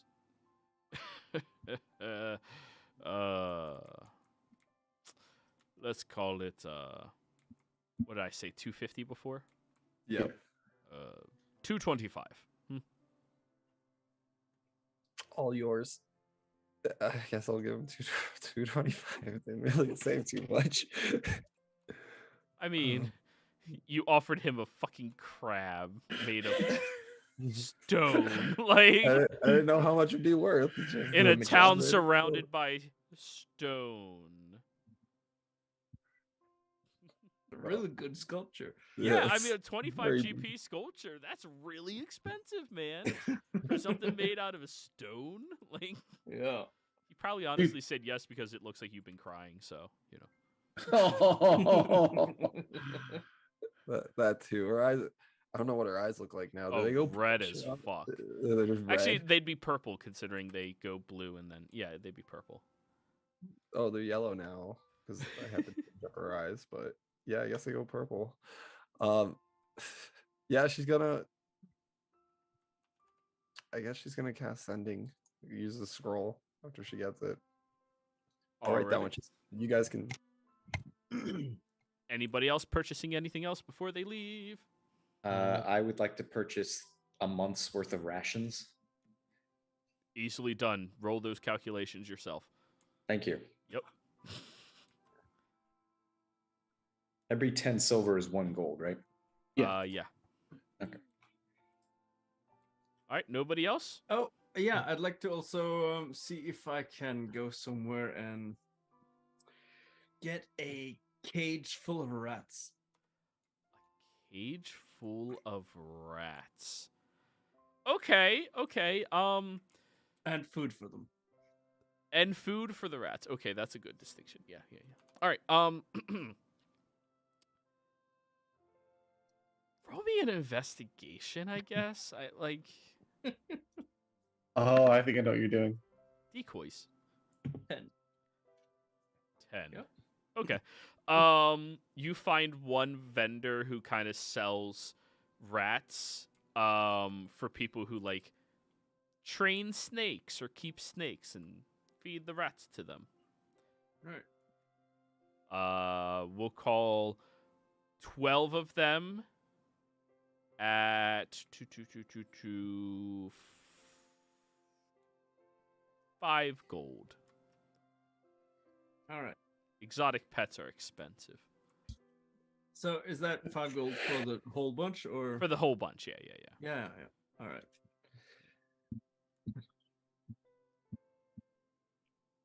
And the only thing worse than that is like one of those giant boxes full of crickets. Now you really don't want to fall over. Oh, rats Anyways, on that terrible joke, I think we're gonna go ahead. Oh yeah, Lily, I you mean- have something you want to look for. Yeah, I've Okay. been trying to say. Oh, I'm sorry, yeah, I didn't hear you at all. I apologize. Go ahead. I did put in chat though. Lily is buying 400 gold pieces worth of crafting supplies, just various this and that she can use to, make things. Yeah.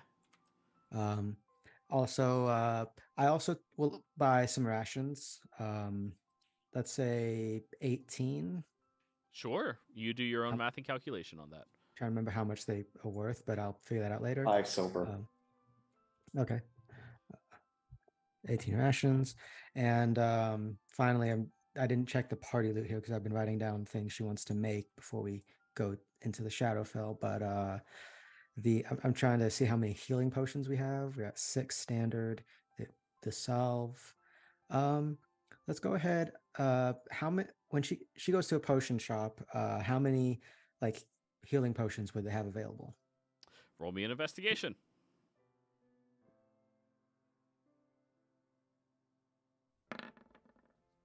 Ooh, wait, the other group came through here. 2. I mean, she'll buy them. Yeah. But you see an empty shelf. It's like, God damn it. What kind of assholes will go in here and buy everything? As you buy the last 2. Yeah. Apparently we have 6 in the inventory. Yeah, no, that's what I was saying. I was going to try to make it go to 10, but adding 2 more is fine. That just means more chance for us to, heal if needed. Just one question, because when I cast Create Food and Water earlier, trying to get us through the portal, did that just fizzle, or did it actually land on the ground in front of us? It landed on the ground in front of you. All right. So there's 45 pounds of food and 30 gallons of water in there. Eat up. I mean, so you know that I can create food and stuff. We're going into a war zone to a jailbreak of potentially vampires and surrounded by undead. You're not wasting those spell slots, sir. Also, your food is tasteless. Your food is tasteless. Our food is salted. Salt. Joey, that's what Natalie's sending. Any chance that potion shop has potions of invulnerability? Potion shop Yeah. has a potion of invulnerability. Invisibility. No, invulnerability. It gains resistance to all damage for a minute. Yeah, I know what you're asking for. No. That's not something a shop just has casually lying around. What kind of potions do they have, especially in Okay. Did you already use an investigation? The only thing I've done this session was attempt to attune to the staff, but I Go ahead, roll an investigation. Let's see. You have 4 hours to find. Quick question: are we spending a whole Session. day here before the teleportation, or is it just a couple hours and then? 25. No, it's 4 hours, and then you're leaving. Okay. Yeah. What you do at that point is up to y'all, but you'll be in a different city, foreign to all of you. 25. As far as useful potions would go, they only seem to have 1. And that would be a potion of Frost Giant Strength. Ooh. How much? It is 2,600 gold. But we still have the Hill Giants potion. Yeah. Yeah, I this mean, is still- a Frost Giant. Yeah, Bernie might actually become strong now if he drinks it. Potion of How much is that? 22 for the Frost Giants? Frost 2,500. 20, yeah. Yeah, it jacks you up to a 23 strength. Ah, okay. Noise. I can't. I don't have the money for that. Are they able to teleport our cart with us? That has Empire iconography on it.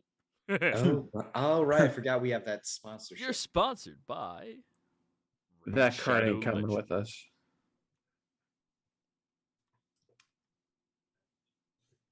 Joey, Clover's gonna sending to her grandfather. It's gonna say, Yes, Grandpa, yes. it's Natalie. I found Dad. He's in the Shadowfell. He's being held there by someone. I'm going to rescue him. I love you. And yeah, I don't know if there's a response or anything, but she He'll sent me- respond to you. Yeah, yup, yeah, Dad. Safe, so. Good. Nah. Good. Time zones. Ah. Yeah, that's fair. Piss. Oh, that reminds me. I am going to send a message to my grandmother saying, heading into Dynasty Azaria Septuagint, any recommendations or contacts that are trustworthy? No contacts. I recommend staying out of the political eye. If you see other Yuan Ti, stay clear. You look like me. Does she always rhyme when she speaks? Understood. Wish me luck as we're going to end up in the Shadowfell. Yeah, before we close too, Joey, I put it in the party loop from last session or maybe session before. There's a hammer we got in the temple from a broken neck skeleton that we didn't identify at the time. I'm sure Miriam would have identified it between now and when we left there. Yeah, I can identify it. A hammer. Which from one? I just wrote it as a hammer from a broken neck skeleton Yeah. from the temple. It was in the sealed off room from the cave in that had the head of the Mama Vusi statue. It was the one that was hired, yeah. Oh, yeah. That's just a mundane hammer that was used to destroy the statues. Wah, wah. Okay. But it had magical stuff on it. All right. No? All right. Well, that's because when we were detecting magical stuff, it was coming from the hammer. And all right, never mind. I'll just put hammer in the equipment then. Yeah, that wasn't in my loot table for that dungeon. So, no. Well, Yeah, I don't remember if it was magical or not. yeah.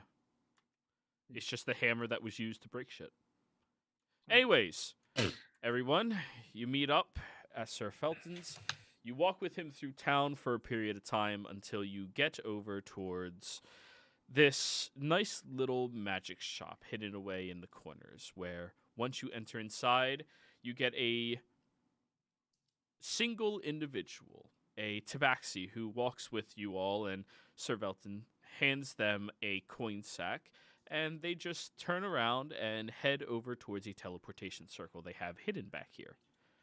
Once you get to it, you all stand there. Sir Felton will look at you all. Please be safe and come back in one piece. We will. We will. Very well. Goodbye. And you all get teleported away. This is where we're ending the session, y'all. Players, thank you very much for playing. Viewers, thank you for watching. Hope you all had a fantastic time. Don't forget to like, comment, subscribe, and we'll see you next time. Goodbye. Hey, with a tabaxi, if we paid